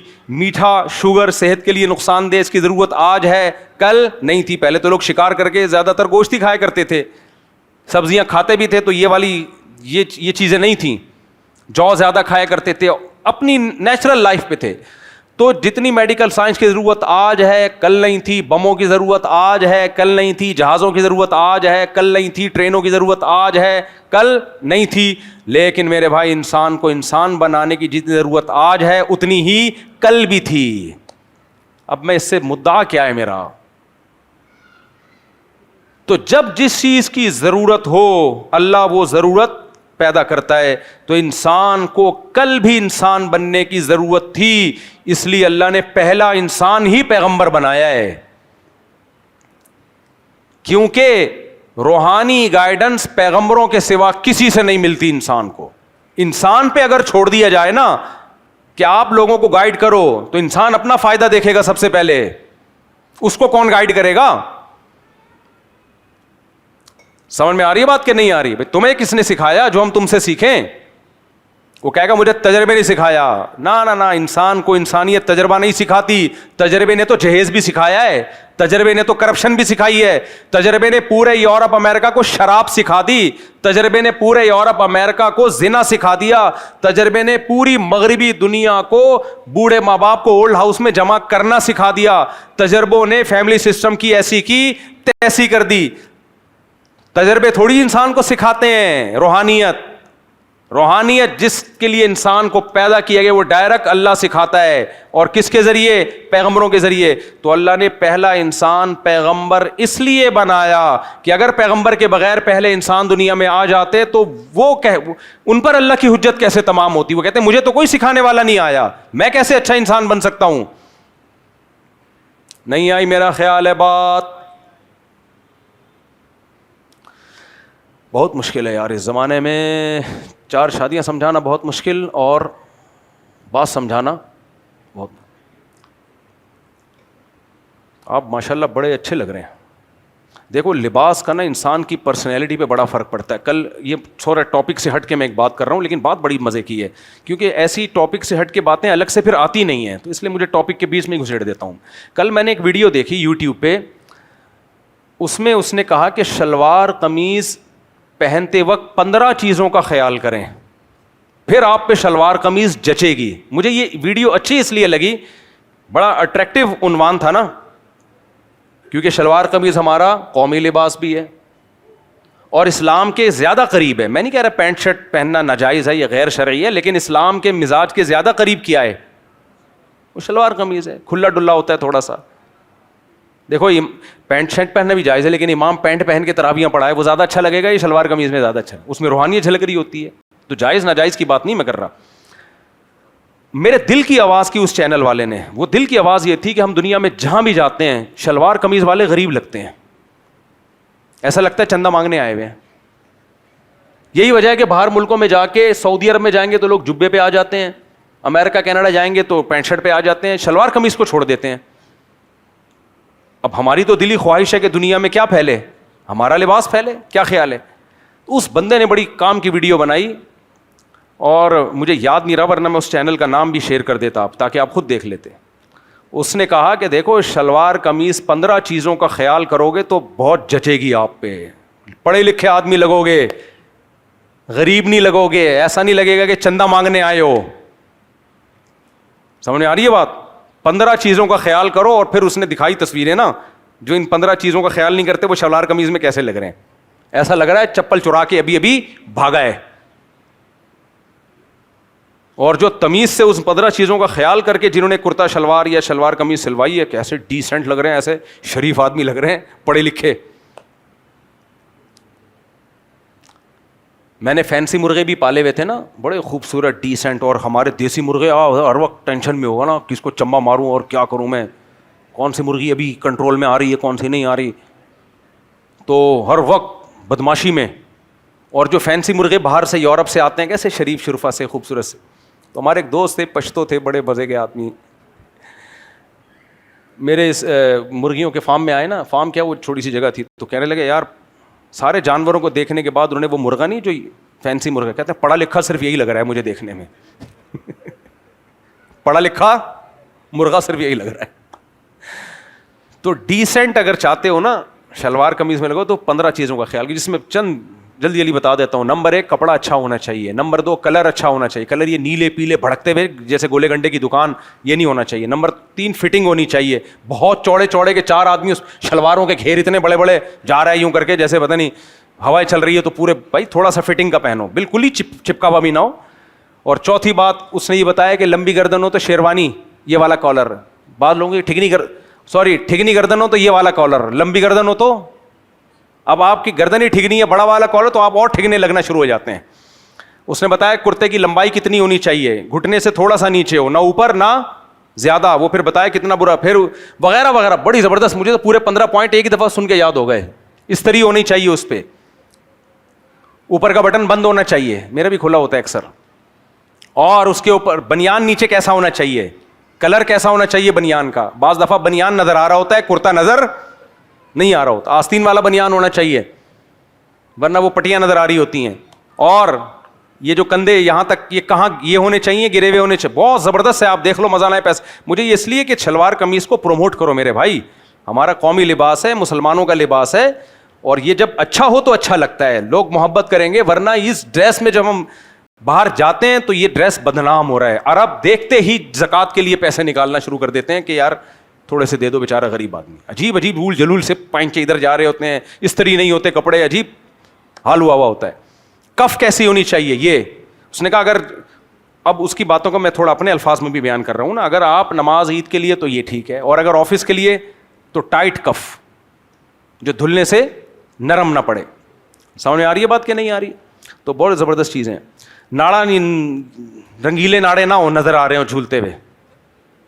ناڑوں کا بھی ایک فیشن ہے, یہاں سے نکالا ہوا ادھر سے نظر آ رہا ہے, یہ غلط ہے. خیر, تو وہ دیکھنے کے لیے آپ شلوار قمیض پہننے کے 15 طریقے, تو اس سے شلوار قمیض کو پروموٹ کریں یہ. اور پھر اس کو ویسٹ کوٹ ہونی چاہیے, ویسٹ کوٹ بھی فٹنگ کی ہونی چاہیے. اور ویسٹ کوٹ کا کلر کیسا ہو, یا تو کنٹراسٹ میں ہو یا پھر اسی کلر کی ویسٹ کوٹ ہو جس کلر کا کرتا ہے, تو ایسا تمیز کا آدمی لگتا ہے. اور ویسٹ کوٹ آپ کا پیٹ بھی چھپا دیتی ہے, جب آپ پہنیں گے نا تو آپ تھوڑے سے اور ہینڈسم اسمارٹ نظر آئیں گے. آپ دیکھ لیں وہ جا کے کلپ, میں بیان کی طرف آتا ہوں جلدی سے. تو خیر بات یہ چل رہی تھی, تو آدم علیہ السلام پہلے انسان پیغمبر کیوں تھے, سمجھ میں آیا؟ اچھا اس نے یہ بھی بتایا, یار کیا کریں, یہ بھی تو تھوڑا سا مسئلہ ہے نا, کہ شلوار قمیض پہ جوگر نہیں, خصا پہنو, پشاوری چپل پہنو, اور اگر جوتے پہننے ہیں شوز وہ بھی کس کلر کے ہوں, وہ واقعی جرجرے تھے اس شلوار قمیض. تو پہلا انسان اللہ نے کیا بنایا, پیغمبر. کیونکہ اگر وہ پیغمبر کے بغیر ہوتے تو وہ جتنے دن دنیا میں گزارتے وہ اللہ سے کہہ سکتے تھے اللہ میرے پاس تو کوئی آسمانی ہدایت تھی نہیں, کسی پیغمبر کی تعلیمات نہیں تھیں, تو اللہ نے آپ ہی کو پیغمبر بنا دیا تاکہ آپ کے بعد جو لوگ آئیں گے آپ سے پوچھیں گے صحیح کیا ہے اور غلط کیا ہے. اس لیے اللہ نے, ڈارون تو کم بخت کہہ گیا کہ پہلا انسان بندر تھا. نا نا نا نا, ہم بندروں کی اولاد نہیں ہے میرے بھائی. اگر بندر ہوتے تو ہمیں گائیڈنس کہاں سے ملتی, سارے زانی ہوتے. دیکھ لو نا جن کو گائیڈنس نہیں ملی سارے زنا کر رہے ہیں, نسلیں بڑھ گئیں, سارے چرس پی رہے ہیں. ان ملکوں میں نشہ بہت سے ملکوں میں لیگل ہو گیا ہے, شوق سے لیگل نہیں کیا, اس لیے لیگل کیا کہ سب پی رہے ہیں, تو کس کس کو روکو بھائی, لیگل کر دو. تو اگر پہلا انسان بندر ہوتا تو نکاح کا رواج نہ ہوتا سوسائٹی میں. بندروں سے تھوڑی نکاح کرنا سیکھا ہے ہم نے, ابا کا احترام بندروں سے سیکھیں گے. جیسے جیسے انسان پیغمبروں کی تعلیمات سے دور ہوا ہے, تو آج مغربی دنیا کا حال دیکھ لو, مادی ترقی عروج پر, روحانی ترقی انتہائی زوال پہ. ہمارے ہاں مادی ترقی عروج پر نہیں ہے, لیکن روحانی ترقی میں ان سے کم از کم آگے ہیں ہم لوگ, ان سے آگے ہیں. ایک غیر مسلم خاتون کا فون آیا چند دن پہلے, اسلام قبول کیا, ہندو سے مسلم کنورٹ ہوئی, اللہ ان کی اسلام کو قبول فرمائے, اور کئی سال ہو گئے, 8-10 سال سے زیادہ ہو گئے. کوئی مسئلہ پوچھ رہا تھا, انہوں نے بتایا ایجڈ خاتون ہے, بوڑھی خاتون ہے. اصل میں میرے گھر والے پوچھ رہے ہوتے ہیں کیوں فون آیا خاتون کا, ایجڈ خاتون ہے. بھائی خواتین کو مطمئن کرنا دنیا کا سب سے بڑا مشکل کام ہے. تو اس لیے وہ بڈھی خاتون, بڈھی وہ کہیں گے وہ نہ ناراض ہو جائیں, ایجڈ خاتون, یعنی جس کا خون آیا وہ نہ کہیں ناراض ہو جائے نا. سمجھ میں آ رہی ہے؟ بہت تمیز سے بات کرنی پڑتی ہے. بہت ایجڈ خاتون, بزرگ خاتون, تو وہ انہوں نے بتایا کہ کتنی اسلام میں پاکیزگی ہے. رمضان, مسلمانوں کی عیدیں, ایک ہندو مسلمان ہوئی, ان کی کارگزاری مجھے ہندوستان کے ایک عالم نے خود بتائی براہ راست. ایجوکیٹڈ لڑکی تھی. اس نے کہا کہ بھائی مسلمانوں کے جو تہوار ہیں اور غیر مسلموں کے تہوار میں زمین آسمان کا فرق ہے. جس کو اسلام سمجھنا ہو نا, صرف مسلمانوں کے تہوار دیکھ لے. ہر قوم میں ایک سال میں ایک تہوار ہوتا ہے کہ نہیں ہوتا؟ بولو. ہر قوم میں سال میں ایک تہوار ہوتا ہے. خدا کی قسم آسمانی ہدایت نہ ملے نا انسان کو, اس کو یہ بھی نہیں پتا کہ تہوار کیسے منایا جاتا ہے, اس میں کیا طریقہ ہے اس کا, کون سا دن ہونا چاہیے. عیسائیوں کے پاس کرسمس ہے, رات کے وقت منائی جاتی ہے. رات کو انسان کی توجہ شراب کباب کی طرف زیادہ ہوتی ہے. ہندوؤں کے پاس ہولی ہے, اس کی لاجک کیا ہے کوئی سیٹسفائی نہیں کر سکتا آپ کو. مسلمانوں کے پاس عید الفطر ہے. کیا مطلب, ایک مہینہ آپ نے بھوکے پیاسے رہے, آپ کی روٹین چینج ہوئی, راتوں کو آپ نے عبادتیں کی, اس کے بعد جب چھٹی ہو گئی تو چھٹی والے دن تو مزہ آتا ہے کہ نہیں آتا؟ ارے کسی مزدور کو ایک مہینہ کوئی کام لگاؤ, اس کے بعد چھٹی دو, کیسا اچھلے گا یار, کیا مزہ آئے گا اس کو. یہ جو رمضان گزرنے پہ لوگ رو رہے ہوتے ہیں وہ ٹھیک ہے, نیچرل کچھ غم تو ہوتا ہے, لیکن جو زیادہ رو رہا ہے اس کے کان میں جا کے بولا کرو نہیں جا رہا, ایک مہینہ اور روزے رکھنے ہیں ابھی. کیا خیال ہے, وہ بولے گا بھائی میں مذاق کر رہا تھا یار, کیا کر رہے ہو, پورا مہینہ ناشتہ نہیں کیا, دوپہر کا کیسے تھکے تھکے ہوتے ہیں نا رمضان میں, ایسے بورنگ سے دن کے وقت میں. بھائی دماغ ہمارا ایکٹیو ہی نہیں ہوتا جب تک پیٹ میں کوئی نوالا نہ اترے. تو ایک مہینہ اللہ بڑا مجاہدہ کرواتا ہے مسلمانوں سے, پھر چھٹی ملتی ہے. مسلمانوں میں اسکاف ہے, بچیوں میں قرآن کی تلاوت ہے, تہجد ہے, دعائیں ہیں, روزے ہیں, حج ہے, عمرہ ہے, تراویح ہے, زکوٰۃ ہے, صدقہ ہے, خیرات ہے, ماں باپ کی اس کی خدمت ہے, بہن بھائیوں کو جوڑ کے چلنا ہے, رشتہ جوڑنا ہے, خرچ کرنا ہے, مانگنا نہیں ہے, وضو ہے, طہارت ہے. عورت پہ لازم کیا جب حیض و نفاس سے پاک ہو تو غسل فرض ہے اس کے اوپر. ہر مسلمان پر ہفتے میں کم از کم ایک دفعہ غسل کو نبی صلی اللہ علیہ وسلم نے لازم قرار دیا. پھر خوشبو, یہ ہمارے مذہب کا حصہ ہے. بغلوں کے بال صاف کرنا, زیر ناف بال صاف کرنا, مونچھیں تراشنا, ناخن کاٹنا, یہ ہمارے مذہب کا حصہ ہے, ہمارے کلچر کا. صرف کلچر نہیں ہے, یہ مذہب ہے. کوئی دنیا میں مذہب لے کر آؤ بھائی, کوئی لے کر آؤ اسلام کے جوڑ کا, اسلام کے ٹکر کا, قریب بھی نہیں پھٹکے گا بھائی, قریب بھی نہیں پھٹکے گا اسلام کے. اس لیے جو غیر مسلم اسلام قبول کرتے ہیں, جب وہ اسلام کا حسن دیکھتے ہیں, مسلمانوں میں جو صحیح لوگ ہیں, جو اسلام کو فالو کرنے والے لوگ ہیں, ان میں رہتے ہیں, تو ان کو اندازہ ہوتا ہے کہ ہم کس گمراہی میں تھے, کس ضلالت میں ہم پڑے ہوئے تھے. تو اس لیے اللہ نے پہلے انسان کو کیا بنایا, پیغمبر. ایک سیکنڈ بھی یہ دنیا انسانوں میں پیغمبروں کی تعلیمات کے بغیر نہیں رہی ہے.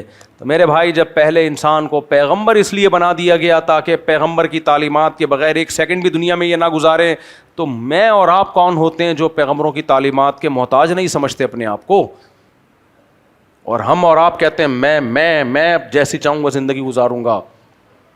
تبلیغ میں ایک بات سکھائی جاتی ہے, اللہ کے احکام کو نبی کے طریقے پہ پورا کرنا ہے. آرڈر اللہ کا ہوگا, بتانے والا کون ہوگا؟ پیغمبر صلی اللہ علیہ وسلم. تو اس لیے میرے بھائی ہر وقت اپنے دماغ میں اس کو مسلط کر دو, نبی کا طریقہ کیا تھا, نبی سے اس کی پرمیشن ہے یا نہیں ہے, نبی نے اس کو حلال کیا ہے, حرام کیا ہے, نبی نے جائز قرار دیا, ناجائز قرار دیا. ہماری محفل میں ایک مولانا صاحب بیٹھے ہوئے تھے, مولانا تو نہیں تھے, ایک عام آدمی تھے, لیکن داڑھی واڑی تھی, دیکھنے میں مولانا لگتے تھے. ایک دن زور سے انہوں نے سب کے سامنے کر کے ڈھکار لی. میں نے کہا یار نبی صلی اللہ علیہ وسلم نے اس کو ناپسند کیا ہے, ان پہ جو ہی نہیں رہے گی, دوبارہ کر کے دوبارہ ڈھکار لے رہے ہیں. مجھے بڑا برا لگا. میں نے کہا یار پہلی دفعہ تو لے لی, چلو ٹھیک ہے, میں حدیث نہ سناتا, خود نصیحت کر دیتا, آپ دوبارہ میرا منہ چڑھانے کے لیے کر لیتے. یہ بہت بڑا جرم ہے جب آپ کے سامنے ایک پیغمبر کی بات بتائی جا رہی ہے اور آپ دوبارہ اس کو, اس سے تو ایمان سلب ہونے کا خطرہ ہے, آپ کوئی ویلیو نہیں دے رہے اس بات کو. نبی صلی اللہ علیہ وسلم نے راستے میں گندگی سے منع کیا. آپ نے فرمایا ان چیزوں سے بچو جو انسان پہ لعنت کا ذریعہ بنتی ہیں, اس میں ایک راستے میں گندگی, اور بیچ روڈ پہ آپ نے گندگی ڈال دی. اس میں ہونا یہ چاہیے جب ایک دفعہ یہ حدیث سنی جائے کہ نبی نے فرمایا یہ عمل, اصل میں یہ حدیث ہے جو راستے میں قضاء حاجت کر لیتے ہیں بیٹھ کے, دیکھتے نہیں ہیں کہ سائڈ پہ چلے جائیں, لیکن اس کی علت کیا ہے؟ گندگی ہے نا راستے میں, تو کوئی کچرا ڈال دے وہ بھی وہی ہے, کوئی گوبر پھینک دے وہ بھی وہی ہے. پیمپر اٹھا کے خواتین بعض یوں کر رہی ہوتی ہیں, انہیں فلیٹوں میں ڈشن کر کے گھمایا, میں نے خود دیکھا ہے, خدا کی قسم مذاق نہیں کر رہا میں, اٹھایا گر گیا. تو مسلمان کے لیے نبی کا ایک قول کافی ہو جانا چاہیے کہ جو راستے میں گندگی ڈالے اس پر اللہ کی لعنت ہوتی ہے. اس کے بعد بھی وہ یہ کام کرے, اس کا مطلب بھائی اس کا بڑا جگرا ہے, یہ خدا سے لڑ رہا ہے. امام مالک نے تو صرف اتنا کہہ دیا تھا کہ نبی کو کدو پسند تھے, ایک شخص نے کہہ دیا مجھے پسند نہیں ہے. کدو کا پسند ہونا ضروری نہیں ہے, ہر شخص کی اپنی ایک طبیعت ہوتی ہے. ضروری نہیں کہ نبی کو کدو کھانے میں پسند ہو تو آپ کو بھی پسند ہو. اگر آپ جرنلی کسی کو کہتے ہیں مجھے لوکی پسند نہیں ہے, کوئی گناہ نہیں ہے, لیکن جب یہ بتایا جا رہا ہو نبی کو پسند ہے, آپ فوراً کہیں مجھے پسند نہیں ہے, اس کا مطلب میسج کیا جائے گا کہ نبی کو جو پسند تھے معاذ اللہ غلط پسند تھے. تو یہ میسج جائے گا نا, اس وقت بولنے کی کیا ضرورت ہے آپ کو؟ تو یہ بہت بڑی بدتمیزی کی بات ہے.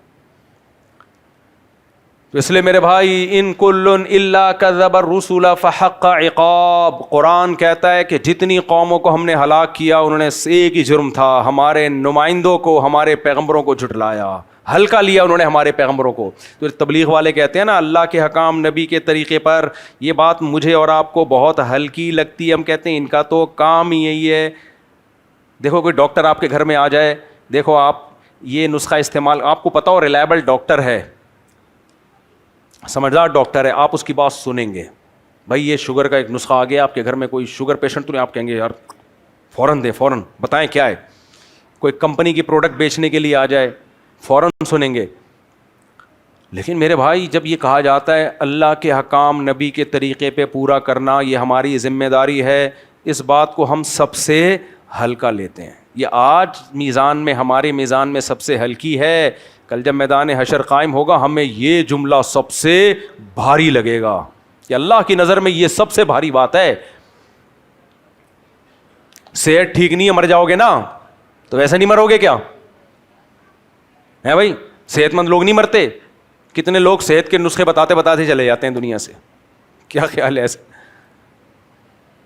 جم میں مرتے ہیں, جہاں زندگی لمبی کرنے گئے تھے وہیں ایکسرسائز کے دوران مر جاتے ہیں.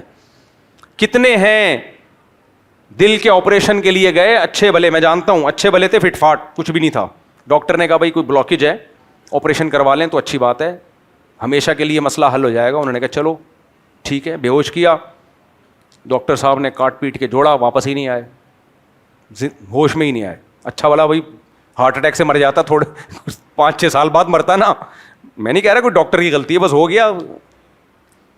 موت تو خود انسان کو تلاش کرتی ہے بھائی. کراچی میں تو موت کہتی ہے کون سا والا گٹر ہے تیرے لیے,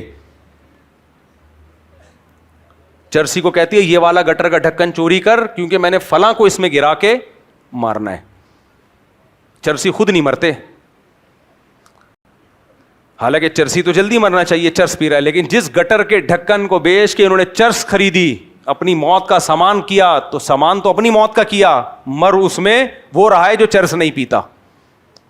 موت کے کھیل بڑے عجیب ہیں میرے بھائی, اس لیے صحت کے سارے ٹوٹکے استعمال کرو لیکن ہر وقت ریڈی رہو, مارکیٹ سے کوئی کسی بھی وقت دنیا سے جا سکتا ہے. میں اکثر اس پہ ایک واقعہ سناتا ہوں, بس بیان ختم کرتا ہوں. یہ گھڑی کا ٹائم صحیح ہے یہ والا ہے؟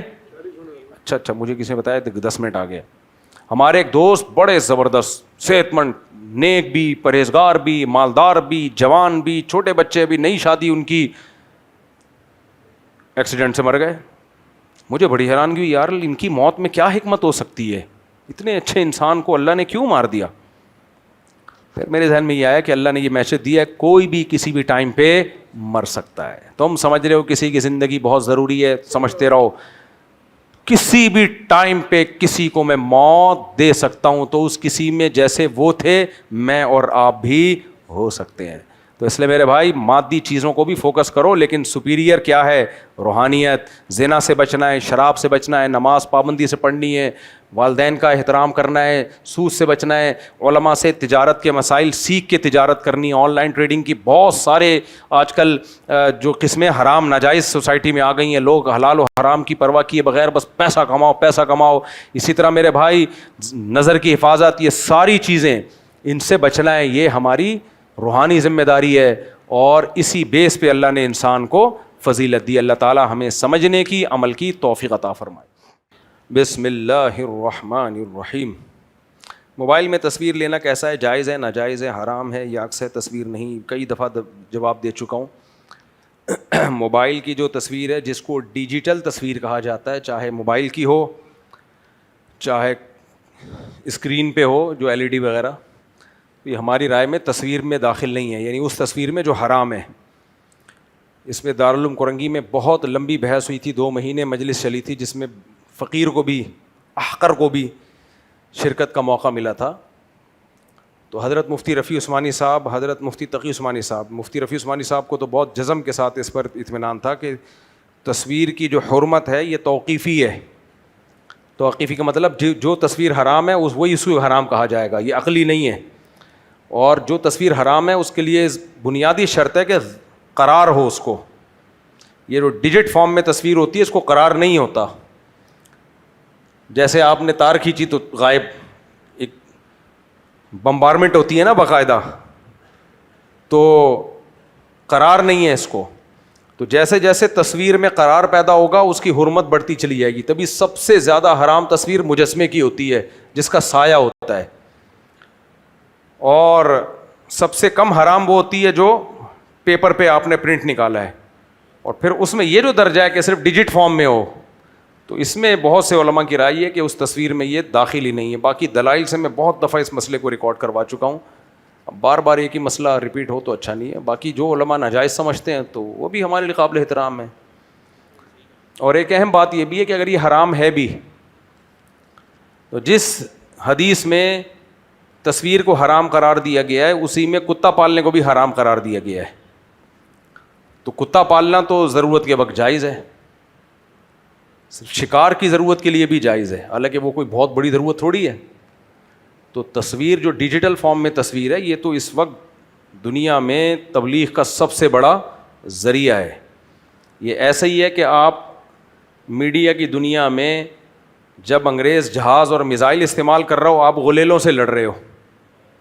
تو میڈیا کی دنیا میں جو مقابلہ ہوگا نا وہ اس پہ نہیں ہوگا کہ آپ کے سامنے کتنے لوگ بیٹھے ہوئے ہیں, تو محدود لوگ ہوتے ہیں. اصل تو وہ کراؤڈ ہے جو سوشل میڈیا پہ ہے. تو کفر کا پیغام تو 1 سیکنڈ میں کروڑوں تک پہنچ رہا ہے, جو اسلام کے خلاف وہ سازشیں کر رہے ہیں, اور اسلام کا پیغام وہ ہزاروں تک بھی نہ پہنچے.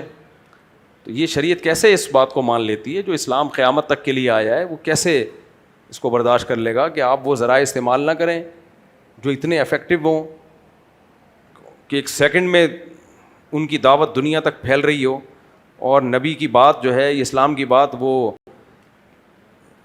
اس کے لیے آپ جدید ذرائع استعمال نہ کریں. بالکل ایسے ہی جیسے عیسائی مشنریاں تبلیغ کے لیے جہاز میں جا رہی ہیں اور ہم گدھے پہ بیٹھ کے جائیں. ہماری تو 4-5 نسلیں راستے میں ہی انتقال کر جائیں گی, پتہ نہیں کون سی نسل پہنچے گی. اچھا بھائی, ایک نوجوان بھائی جان عشق معاشقے کے چکر میں کچھ سائیکو ہو گیا ہے اور کچھ عرصے سے گھر سے لاپتہ ہے. اس کا ابا کافی پریشان ہے, میں بھی اسے یاد کروں تو ٹینشن میں چلا جاتا ہوں. کوئی حل یا وظیفہ بتا دیں. اس کا باپ ہر وقت بیٹے کی شادی کی فکر کر لیتا تو یہ حال نہ ہوتا. دیندار ابا ہیں, اس پر بھی بیان داغ دیں کریں, کئی بار بیان داغ چکا ہوں. اچھا یہ جو عشق معاشقہ ہے یہ اپنی حماقتوں سے ہوتا ہے, نظر کی حفاظت نہیں ہوتی. اسلام نے نظر کی حفاظت کا حکم دیا. تاڑ میں لگے رہتے ہیں ہر وقت, کسی لڑکی کو دیکھتے رہتے ہیں, مسلسل باتیں کرتے رہیں گے اس سے, ایک دم سے کبھی بھی عشق نہیں ہوتا کہ پہلی نظر پڑی اور عاشق ہو گئے, کبھی بھی ایسا نہیں ہوتا. عشق جب تک ریلیشن نہ ہو اس وقت تک بنتا نہیں ہے. دیکھو لوگ فلمیں دیکھتے ہیں نا, ہیروئن کتنی خوبصورت ہیروئن کو دیکھ رہے ہوتے ہیں, کبھی کسی پہ عاشق نہیں ہوتے, اس لیے کہ ان سے ریلیشن ہی نہیں ہوتا. ساری زندگی فلمیں دیکھتے رہیں گے, عاشق نہیں ہوں گے. وجہ کیا ہے؟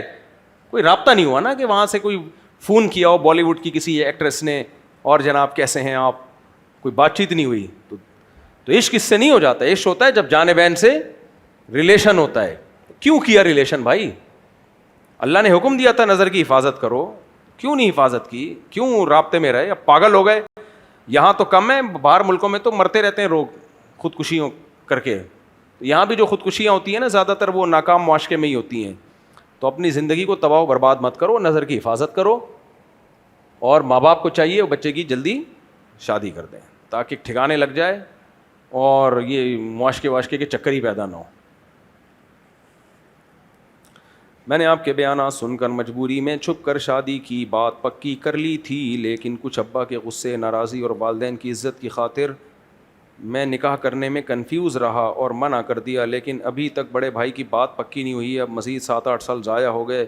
کر لو شادی, بڑے بھائی کے چکر میں, چھوٹے بھائی کی نہیں, تو پاگل پن ہے. اپنے خرچے پہ جو کر رہا ہو تو ابا کو بتا دو, ابا کر دیں ٹھیک ہے, نہیں تو کر لو. پھر ابا بولیں کیوں کی, تو بولے میں تو کہہ رہا تھا آپ کر دو, آپ نے نہیں کی تو پھر مجھے تو بھوک لگ رہی تھی. بھائی آپ امی سے کھانا مانگتے ہیں, امی پراٹھا دے دو, بھوک لگ رہی ہے, امی دے دیں اچھی بات ہے, نہیں دیں 1 گھنٹہ ہو گیا 2 گھنٹے تو آپ ہوٹل سے منگوا کے کھا لو. پھر امی کہ کیوں منگوایا؟ بھائی میں تو 2 گھنٹے سے بول رہا ہوں, 3 گھنٹے سے بول رہا ہوں, بھائی میں تو یہی کرتا ہوں, گھر والوں کو بولتا ہوں پراٹھا, گھر والے دے دیں عزت کے ساتھ تو کھا لیتے, نہیں ہو تو بھائی فون کیا یار جا دیسی گھی لے جا, ہوٹل والے سے بولے اس کو پراٹھا بنا کے دے, تو کھا لیتے ہیں. کیونکہ اس میں ٹائم پہ کھانا کھا لیا تو پھر آگے لنچ بھی ٹائم پہ ہوگا, ڈنر بھی ٹائم پہ ہوگا. صبح کا ناشتہ ہی 3 گھنٹے لیٹ ہو رہا ہے تو ساری روٹین کیا ہو گئی؟ برباد ہو گئی. جس آدمی نے کوئی کام کرنا ہوتا ہے وہ تو روٹین کا پابند ہوتا ہے نا. روٹین سے پروٹین مل جائے ٹھیک ہے, اس پروٹین کا کیا کرنا جو روٹین کے بغیر ہو. تو پراٹھے میں پروٹین نہیں ہوتے, ویسے ایک بات ہے, انڈے میں ہوتے ہیں جو پراٹھے کے ساتھ آپ کھاتے ہو.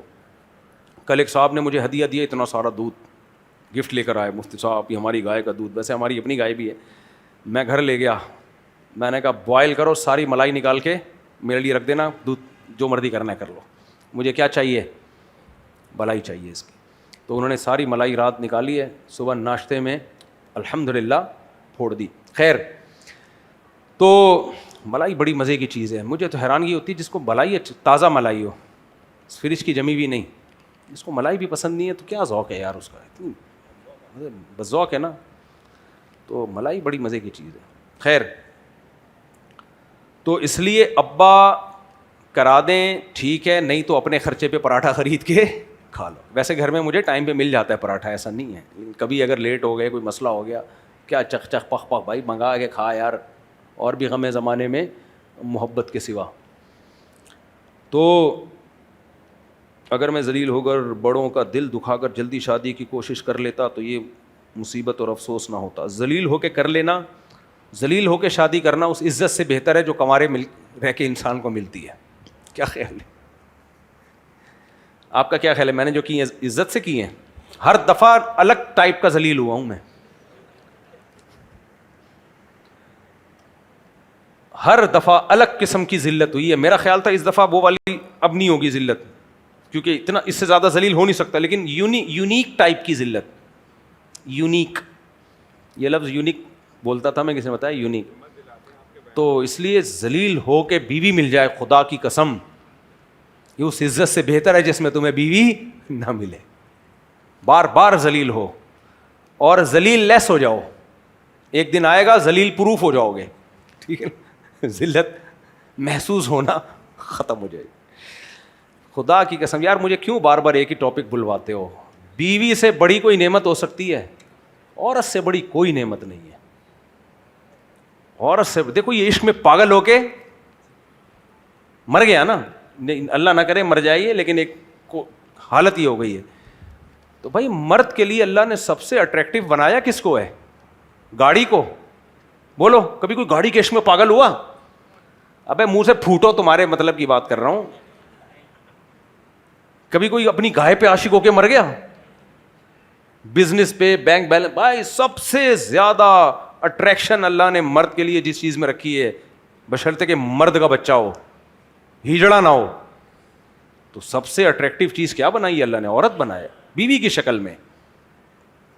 بیوی کی شکل میں سب سے زیادہ اٹریکٹیو ہے, تو وہ تو ہونا ہی چاہیے, 400 ہونی چاہیے. لیکن شریعت نے 4 کے بعد پابندی لگا دی ہے, سارا پیسہ اسی پہ خرچ کرو, بیوی مل جائے, بیوی مل جائے. لیکن وہ اللہ نے بولا بس 4 سے زیادہ نہیں, تاکہ دوسروں کو بھی تو کچھ ملے, ساری تو ہی لے جائے گا. تو اس کے جھگڑے بھی نعمت, اس کے لڑائیاں بھی نعمت, کیونکہ بیوی سے جو محبت مرد کو ملتی ہے, وہ بشرطے کہ وہ بھی عورت ہو شریف, وہ محبت بھی کسی سے دنیا میں نہیں ملتی. جو ٹوٹ کے محبت بیوی کرتی ہے, ہم تو لطیفے سناتے ہیں یہ ایسے ہی ہیں, لیکن حقیقت یہ آدمی کو جو محبت اس کی بیوی سے ملتی ہے وہ کسی سے دنیا میں نہیں ملتی ہے. وہ الگ ٹائپ کی محبت ہے, جذباتی محبت ہے وہ. تو وہ دیکھو آدم علیہ السلام کے لیے اللہ نے جنت میں بور ہو رہے تھے, تو اماں بھی پیدا کر سکتے تھے آدم علیہ السلام کے لیے, ابا بھی پیدا کر سکتے تھے. کیا خیال ہے؟ اللہ نے بیوی پیدا کی آدم علیہ السلام کے لیے. جنت میں آدم علیہ السلام نہروں میں, دودھ کی نہر, شہد کی نہر, بڑے بڑے باغات, لیکن بیگم کے بغیر کیسے لگ رہے تھے؟ پھیکے. شریک حیات کو پیدا کیا. اللہ دوست بھی پیدا کر سکتے تھے جنت میں. بھائی آپ جنت میں گئے, بور ہو رہے ہو, جمشید پیدا کر دیا آپ کے لیے, اس کے ساتھ ٹائم گزارو. کیا خیال ہے؟ بڑی بڑی مونچھوں والا, داڑھی والا جمشید ڈولے بنا کے آ رہا, آپ بولے ہٹا بے, تو خالی گپ شپ کے لیے ٹھیک ہے, لیکن جو دل دینے کے لیے کیا ہے, اللہ نے بیوی کو بنایا. تو وہ محبت ملتی ہے, اس سے اولاد بھی ملتی ہے, خاندان آباد ہوتا ہے. اولاد کی نعمت, بیٹوں کی, بیٹیوں کی نعمت بھی کہاں سے ملتی ہے. اور گرل فرینڈ وہ آلٹرنیٹ نہیں ہے بیوی کا, کیونکہ گرل فرینڈ کو بھی پتا ہوتا ہے حرام رشتہ ہے, اس کے لاشعور میں یہ بات ہوتی ہے, اور اس رشتے کی کبھی بھی بریک اپ ہو سکتا ہے, اس میں خاندان انوالو نہیں ہے. 20 مسائل ہیں, تبھی تو بھنگی چماروں والا رشتہ ہے گرل فرینڈ اور بوائے فرینڈ کا. یہ تو گدھے گھوڑوں میں بھی ہوتا ہے, گدھے کے گدھی سے دوستی ہو جاتی ہے تھوڑے ٹائم کے لیے. تو اس لیے یہ جو میں پاگل نہیں ہوں, جو میں اتنے آپ لوگ کو سمجھا رہا ہوتا ہوں, آپ سمجھتے ہو کہ مفتی صاحب کیا ہو گئے ہیں, پاگل ہو گئے, ان کا دماغ خراب ہو گیا ہے. دماغ آپ لوگ کا خراب ہو گیا ہے, میرا الحمدللہ سیٹ تھا, سیٹ ہے, اور اللہ سے امید ہے انشاءاللہ موت تک سیٹ رہے گا. آپ لوگ نہ خراب کر دو اپنی باتیں کرا کے مجھے, تو امید ہے انشاءاللہ سیٹ رہے گا. اس لیے بیگم کو فوکس کرو, بیگم کو محبت بھی کرو, اس کے خرچے بھی اٹھاؤ, کنجوسی مت کرو, خرچ کرو اس پہ. جتنی صحت مند وہ رہے گی آپ کا فائدہ ہے. ایک صاحب نے مجھے بڑی اچھی بات کی, کہتے ہیں میں اپنی بہو کو ہر تھوڑے دن کے بعد اس کے ماں باپ کے گھر خود بھیجتا ہوں, کیونکہ ریلیکس ہوگی تو گھر میں خوش رہے گی. سسرال میں تھوڑی سی بہرحال شروع میں, شادی کے شروع میں عورت کو ایک ٹینشن ہوتی ہے, تو وہ ماں باپ کے گھر جائے گی کھلی ڈلی, کوئی کام دھند, کوئی ذمہ داری نہیں ہوتی اس کی. تو میں نے کہا بڑی اچھی بات ہے. کہہ رہے ہیں بھائی جتنا یہ ریلیکس ہوگی ہمیں فائدہ ہوگا نا. کیا خیال ہے؟ لوگ مزدوروں کو چائے پلاتے ہیں, ان کو پتہ ہے اس کو چائے پلا دو تو دماغ اس کا سیٹ ہو جائے گا, کام ادھر صحیح کرے گا. مزدور چائے مانگ رہے ہوتے ہیں نا, سیٹ لوگ پلاتے ہیں, ان کو پتہ ہے چائے نہیں ملی تو ہمارا ہی کام خراب ہوگا, تو چائے پہ اتنا خرچہ نہیں ہو رہا, جس آؤٹ پٹ اس کا زیادہ ہو رہا ہوتا ہے.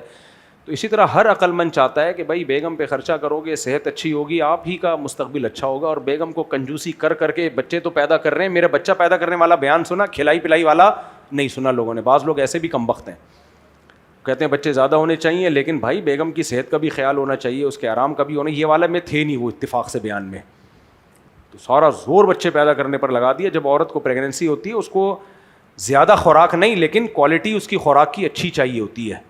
میں نہیں کہہ رہا زیادہ کھلاؤ, جو خوراک کی کوالٹی اچھی ہوگی, ورنہ عورت کا بڑا بیڑا غرق ہو جاتا ہے بچے پیدا کر کے, اگر کوالٹی والی خوراک نہ ملے. کوالٹی سمجھ رہے ہو, پیزے برگر نہیں, انڈے, دودھ, مچھلی, یہ ٹائپ کی چیزیں تھوڑی ہوں, لیکن کھجور, یہ چیزیں ہونی چاہیے. تو اس لیے یہ مان لو یہ بات جو ہم کہہ رہے ہیں. آپ جو بیچارے بوڑھے ہو گئے وہ تو اب پچھتا رہے ہیں. دوسرا, اگر جادو آسیب کا مسئلہ ہو تو کیسے معلوم کیا جا سکتا؟ کوئی جادو آسیب نہیں ہے آپ کے اوپر, دماغ خراب.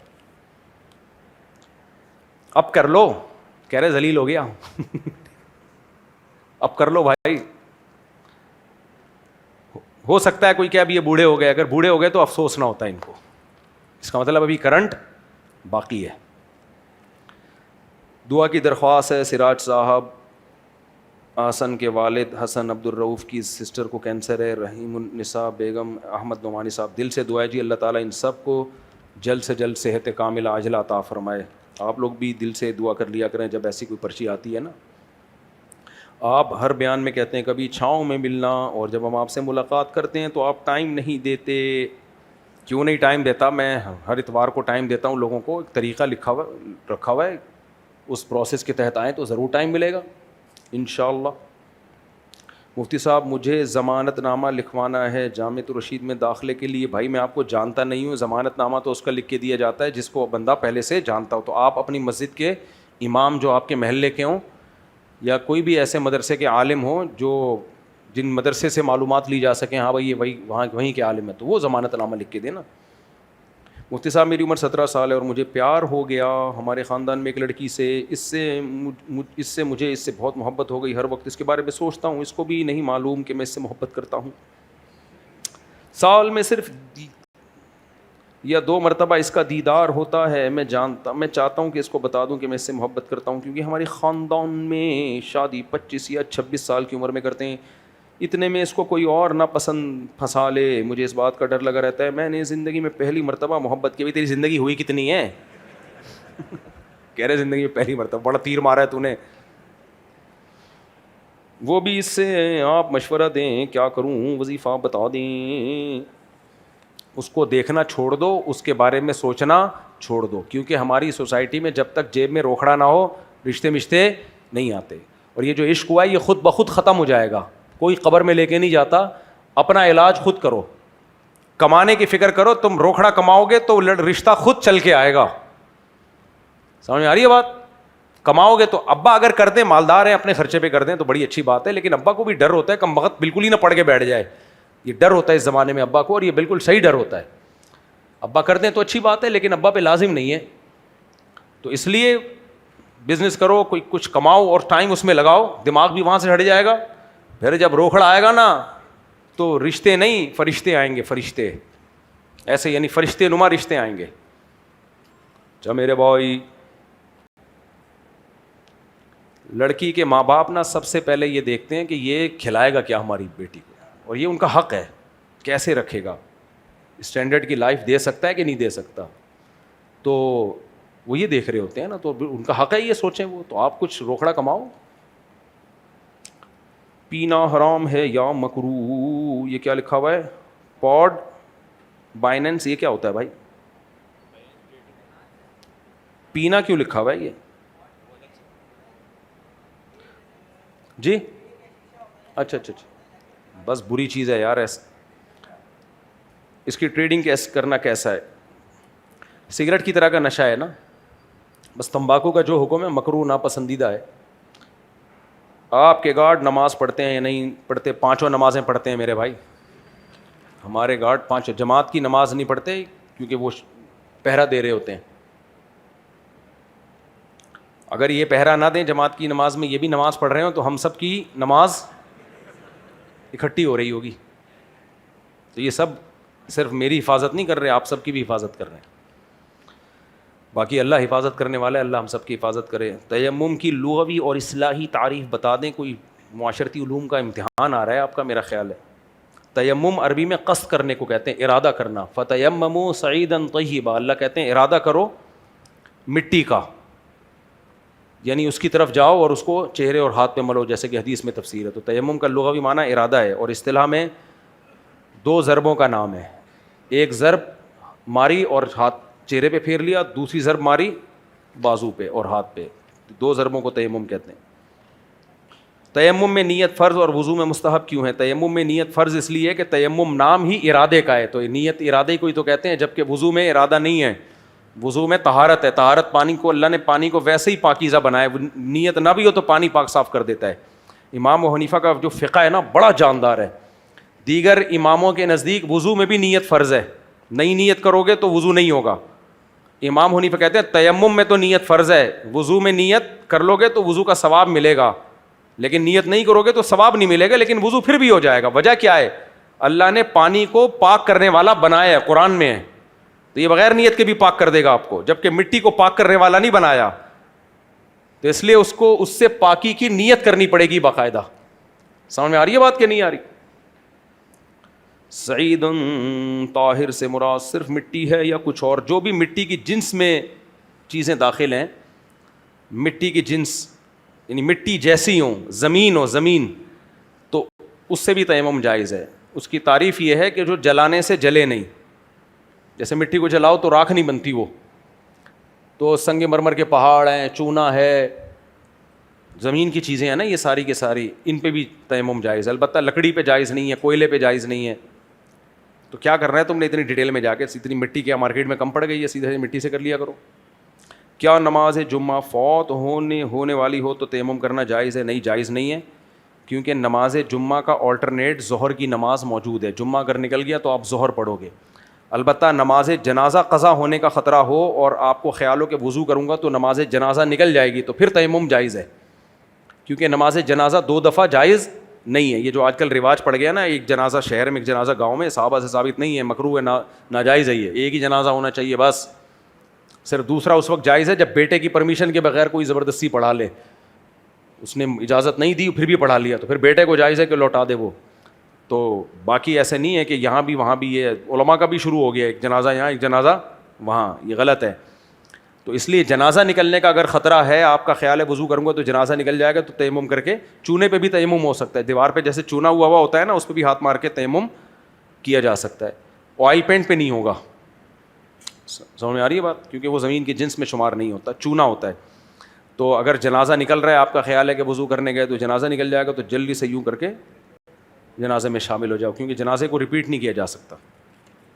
اچھا بھائی، اور کوئی سوال؟ بھائی صاحب کافی دیر سے مائک آ گئے بھائی، جلدی سے پہلے نکاح پڑھا دیں، پھر سوال جواب 5-10 منٹ میں کمپلیٹ کرتے ہیں.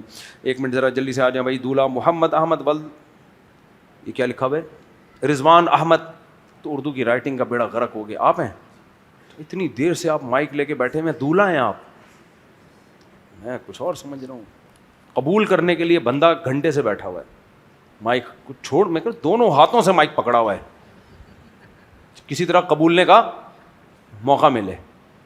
ماشاء اللہ، یہی جذبہ ہر مسلمان کا ہونا چاہیے. رابعہ اقبال بنت محمد اقبال دلہن کا نام ہے جی. دلہن کے وکیل کہاں ہیں؟ دلہن کے وکیل، ماشاء اللہ. مہر کی رقم 2 لاکھ. آپ نے اجازت دی 2 لاکھ روپے مہر میں رابعہ اقبال بنت محمد اقبال کا نکاح محمد احمد ولد رضوان احمد سے کر دوں؟ اجازت ہے. الحمد للہ نحمده ونستعینه ونستغفره ونؤمن به ونتوکل علیہ ونعوذ باللہ من شرور انفسنا ومن سیئات اعمالنا من يهده اللہ فلا مضل له ومن يضلله فلا هادی له ونشهد ان لا الہ الا اللہ وحدہ لا شریک له ونشهد ان سيدنا وحبيبنا وشفيعنا وسندنا محمدا عبده ورسوله صلى الله تعالى عليه وعلى آله وأصحابه وبارك وسلم تسليما كثيرا كثيرا. اما بعد فاعوذ بالله من الشيطان الرجيم. بسم الله الرحمن الرحيم.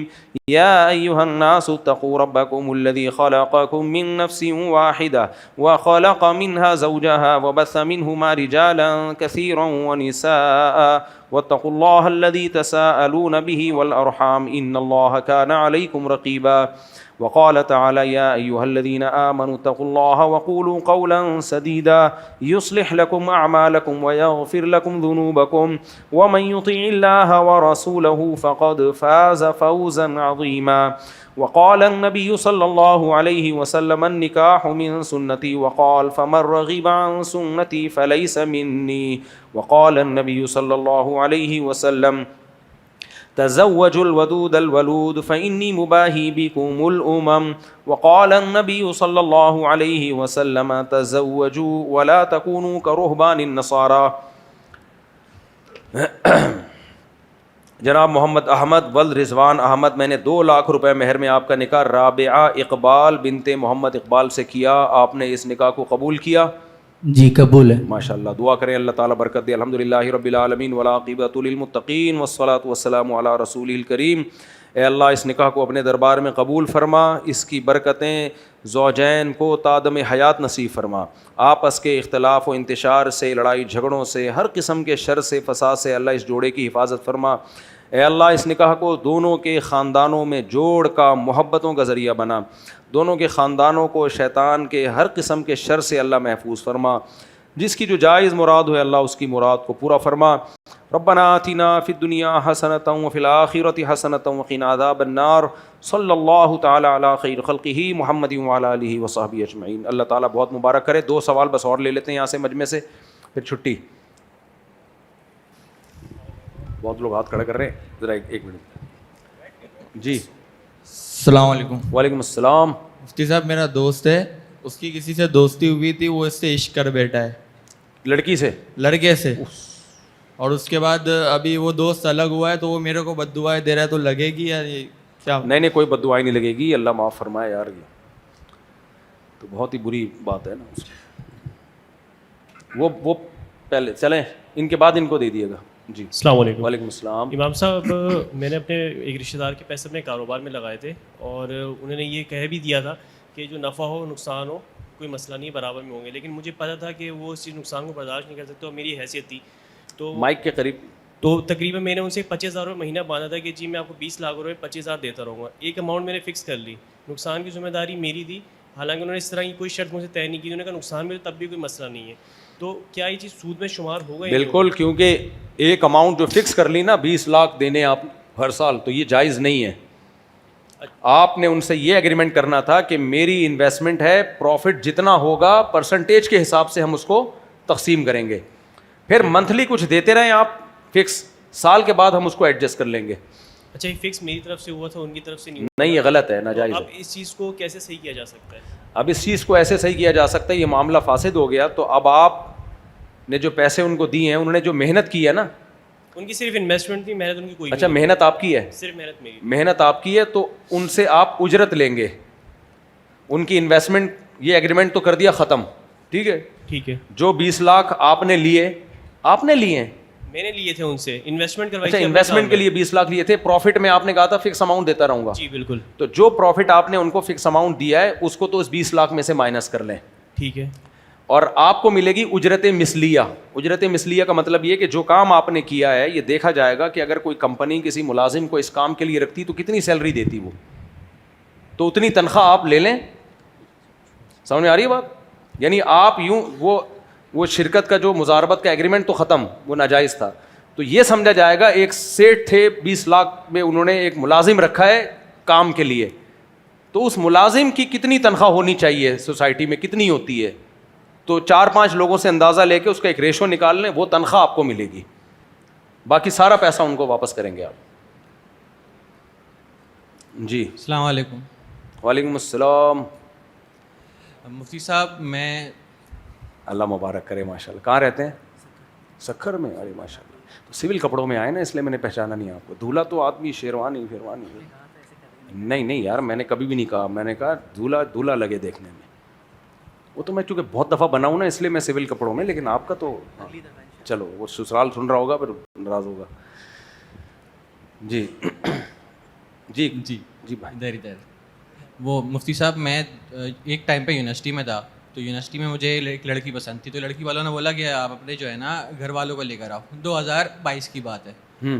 تو 1 سال کے بعد میں نے اپنے گھر پہ یہ بات بتائی کہ مجھے لڑکی پسند ہے, ان کے گھر پہ چلے. تو گھر والے گئے ان کے گھر پہ, لیکن گھر والوں کو جو ہے جی لڑکی بھی پسند نہیں آئی, ان کے گھر والے بھی سمجھ میں نہیں آئے. اچھا. اوہ. تو پھر 2022 سے لے کر 2025 تک لڑکی والوں نے یہ بات بولی کہ آپ لوگ اپنے گھر والوں کو لے آؤ, ورنہ اگر آپ نہیں لا رہے تو ہم کہیں اور کر دیں گے. پھر تو 2025 کے اینڈ میں نے نکاح لڑکی سے کر لیا. ان کے لڑکی والے تھے, وہ لوگ راضی ہو گئے تھے, ان کے گھر والے تھے, تو میں نے نکاح کر لیا. پر جب میں نے نکاح کر لیا تو اس کے 2 مہینے بعد میں نے گھر پہ یہ بات بتا دی کہ میں نے نکاح کر لیا ہے. تو اب گھر والے راضی نہیں ہو رہے ہیں. وہ بول رہے ہیں کہ اس کی رخصتی یہاں نہیں ہوگی. کوئی بات نہیں, الگ گھر لے لو یار. نہیں, تو وہ بول رہے ہیں کہ ٹھیک ہے, اگر تم ہم سے الگ ہو گئے تو تم ماں باپ کو چھوڑ دو گے اور تم ماں باپ کی پھر بد دعائیں لو گے. بہت ایزی حل ہے. اب تک اتنا آپ نے نہیں سیکھا, اتنے عرصے سے بیان سن رہے ہو یار, تو آٹو پہ ہو جانا چاہیے. آپ اس کو الگ رکھیں, ایک اور کر لیں گھر والوں کی مرضی سے. اس میں کون سی اتنی راکٹ سائنس نہیں ہے. گھر والوں کو بولے آپ بتاؤ کون سی چاہیے, یہ چاہیے, یہ چاہیے, لے آؤ, کوئی ٹینشن کی بات نہیں. تو وہ بول رہے ہیں کہ ہماری پھر بد دعا لگے گی, تم نے نہیں لگے گی انشاءاللہ, بد دعا نہیں, ایسا کچھ بھی نہیں. لیکن گھر والوں سے سلوک اچھا کریں. انہوں نے زندگی میں آپ کو پالا ہے, آپ کو بڑا کیا, آپ کو ایک خاندان ملا, تو یہ نہیں ہوتا کہ بلڈ ریلیشن اتنی جلدی ٹوٹ جائے, ایسا نہیں ہو. آپ نے ان کو جیسے نماز فرض ہے, ان کو منانا بھی ایسا ہی فرض سمجھ کے آپ نے منانا ہے, ٹھیک ہے نا, ٹھیک ہے. اور جب ویسے بھی بچے ہو جاتے ہیں نا, نانی کی گود میں لا کے بچے پکڑائیں, وہ اتنا پیار کرے گی ان کو, 2-4 دن کے لیے چھوڑیں, بولیں گے اس کی ماں کو بھی لے آئے یار. بچے ریلیشن جوڑنے میں سب سے بڑا کردار کرتے ہیں, سب سے بڑا جو ایلفی کا کام کرتے ہیں نا بچے کرتے ہیں, کیونکہ وہ تو نانی کے بھی ہوں گے نا, سوری دادی, نانی نہیں دادی, دادی کی گود میں جب ایک آدھ بچہ لا کے ڈالیں گے تو پھر دیکھو دادی کو کیسا پیار آئے گا. جی السلام علیکم. وعلیکم السلام. یہ مفتی صاحب, یہ اپنا جو نماز کے اندر حکم ہے نبی علیہ السلام کا کہ جب سجدے کے اندر بندہ حالت میں ہوتا ہے, سجدے کی حالت میں, تو اپنے رب سے کثرت سے دعائیں کرے. بندہ کیوں رب سے زیادہ قریب ہوتا ہے, تو کیا ہمیں عربی تو آتی نہیں ہے, ہم کیا اردو میں دعا مانگ سکتے ہیں؟ دیکھو سجدہ بھی چونکہ نماز ہی کی طرح ہے نا, اس میں بھی وضو شرط ہے, تو اس میں انسان نماز کے سجدے میں کم از کم عربی میں ہی دعائیں کر سکتا ہے, اور وہ بھی دعائیں جو معصور ہیں, منقول ہیں, تو سیکھ لیں. اللہم اغفر لی, یہ دعا سیکھ لیں, آسان ہے. ربنا آتنا فی الدنیا حسنہ, یہ دعا سیکھ لیں, ٹھیک ہے نا, اس میں کوئی اتنا بڑا مسئلہ نہیں, سیکھ لیں اس بہانے. السلام علیکم. وعلیکم السلام. مفتی صاحب پشاور سے ہم آئے ہیں, ہمیں پتہ نہیں تھا, لیکن اگر ملاقات ہو جائے تو اگر آپ مائنڈ نہ کریں. اچھا چلو ٹھیک ہے, بتاتا ہوں. جزاک اللہ. اور 1-2 سوال اور لے لیں یار, یہاں سے بھائی سوال پوچھ رہے ہیں. السلام علیکم. وعلیکم السلام. جی, اگر والدین اپنے اولاد کو اگر سب کے سامنے ذلیل کر دیں یا پھر کچھ بھی مطلب گالی بک دیں یا پھر بہت زیادہ ہی بے عزتی کر دیں ان کی, تو پھر اس سے اولاد جو ہے والدین کے ساتھ ان کا کیا سلوک ہوگا؟ اگر اولاد یہ کہہ دے کہ میرا اپنی ماں سے یا اپنے باپ سے تعلق ختم ہو گیا, اس سے پھر کیا؟ نہیں, اولاد ماں باپ سے تعلق ختم نہیں کر سکتی. قرآن نے جو والدین کا حق بتایا بہت زیادہ, اور عقلی لحاظ سے بھی جو احسانات کا پلڑا دیکھو, ہماری حیثیت کیا اگر ہمارے ماں باپ نہ ہوتے, کیا 2 ٹکے کی حیثیت نہیں تھی یار. خاندان ملا ماں باپ سے, قوم ملی, ہماری قومیں کیوں ہیں, باپ سے چلتی ہیں, پہچان ہی ماں باپ ہوتے ہیں. تو اس لیے میں نہیں کہہ رہا یہ ماں باپ جو سب کے سامنے ذلیل کر رہے ہوتے ہیں 100% غلط کر رہے ہوتے ہیں, یہ تو اس کو میں کبھی بھی اس سے ایگری نہیں ہوں. اور اس زمانے میں والدین کی تربیت کی بھی ضرورت ہے کہ اولاد کو کیسے پالا جاتا ہے, اس کی بھی ایک شخصیت ہے. لیکن بہرحال اگر کر دیا ہے تو آپ کے لیے برداشت کے علاوہ کچھ بھی نہیں ہے. ہاں اتنا ضرور ہے, بعض دفعہ ناقابل برداشت ہو جاتا ہے معاملہ, ماں باپ اس کا ناجائز فائدہ اٹھانا شروع کر دیتے ہیں, ہر وقت ذلیل, انسان پھر نہیں ہوتا برداشت, ایک اسٹیج ایسی آتی ہے. ایسے موقع پہ پھر کوشش کرو الگ رہو, زیادہ سامنے نہ ہو, زیادہ ان کے حق ادا کرتے رہو مالی لحاظ سے, اور ویسے ان کو پوچھتے رہو, لیکن پھر ان سے سیپریٹ ہو جاؤ. یہ لڑکیوں کے ساتھ زیادہ ہوتا ہے, مرد تو پھر بھی باہر گھوم رہا ہوتا ہے نا, بچیاں گھر میں ہی رہتی ہیں. بعض مائیں ہر وقت بیٹیوں کو ذہنی ٹارچر کرتی ہیں, ہر وقت. بعض مائیں بد اخلاق بھی ہوتی ہیں, وہ اتنا ٹارچر کرتی ہیں, کبھی سیدھے منہ بات ہی نہیں کرتی وہ بیٹی سے, اتنا ٹارچر. اب مرد تو باہر جائے گا, گلی لڑکوں میں, دوستوں میں, دفتر میں ادھر ادھر سے ہو کے آئے گا, وہ برداشت کر لیتا ہے. لڑکی تو سارا دن ہے. اور میں ایسی مائیں جانتا ہوں انہوں نے پاگل کر دیا بچیوں کو, پاگل ہو گئی بچیاں. تو ایسی بچیوں کا بھی بڑا مسئلہ ہوتا ہے. پھر ان کو یہی ان کی شادی کر کے الگ کرو, ان کو ماں سے الگ کرو. تو ساری مائیں ایک جیسی نہیں ہوتی, ان کو محبت اپنی جگہ, لیکن اخلاق نہیں سیکھے ہوتے نا انہوں نے, بات کیسے کرنی ہے. تو اتنا ٹارچر کرتی ہیں, اتنا ٹارچر کرتی ہیں, بچیاں پاگل ہو جاتی ہیں. خودکشیاں بھی ہوئی ہیں, اللہ بچائے اس سے. تو اس لیے یہ نہیں ہے کہ ماں اور باپ بنا دیا تو جو مرضی کرتے رہو یار, بیٹھ کے ان کے ساتھ, اولاد کے ساتھ, اور اس کو ٹارچر کرتے رہو, ذلیل کرتے رہو ساری دنیا کے سامنے. کچھ لوگ اپنے بیٹے میں برائی دیکھی ساری دنیا میں بتا رہے ہوتے ہیں. بیٹا کہتے ہیں بتا ہی دیا تو مجھے بتانے کی کیا ضرورت ہے بھائی, جب ذلیل کر ہی دیا ہے. تو یہ غلط ہوتا ہے میرے بھائی. ماں باپ کو چاہیے اپنی اولاد سے محبت کریں, اور اس کو بہرحال اولاد کے لیے یہی حکم ہے کہ ماں باپ کے احسانات کا پلڑا اتنا زیادہ ہے کہ ان کی زیادتیاں ان کے احسانات کا مقابلہ نہیں کر سکتی.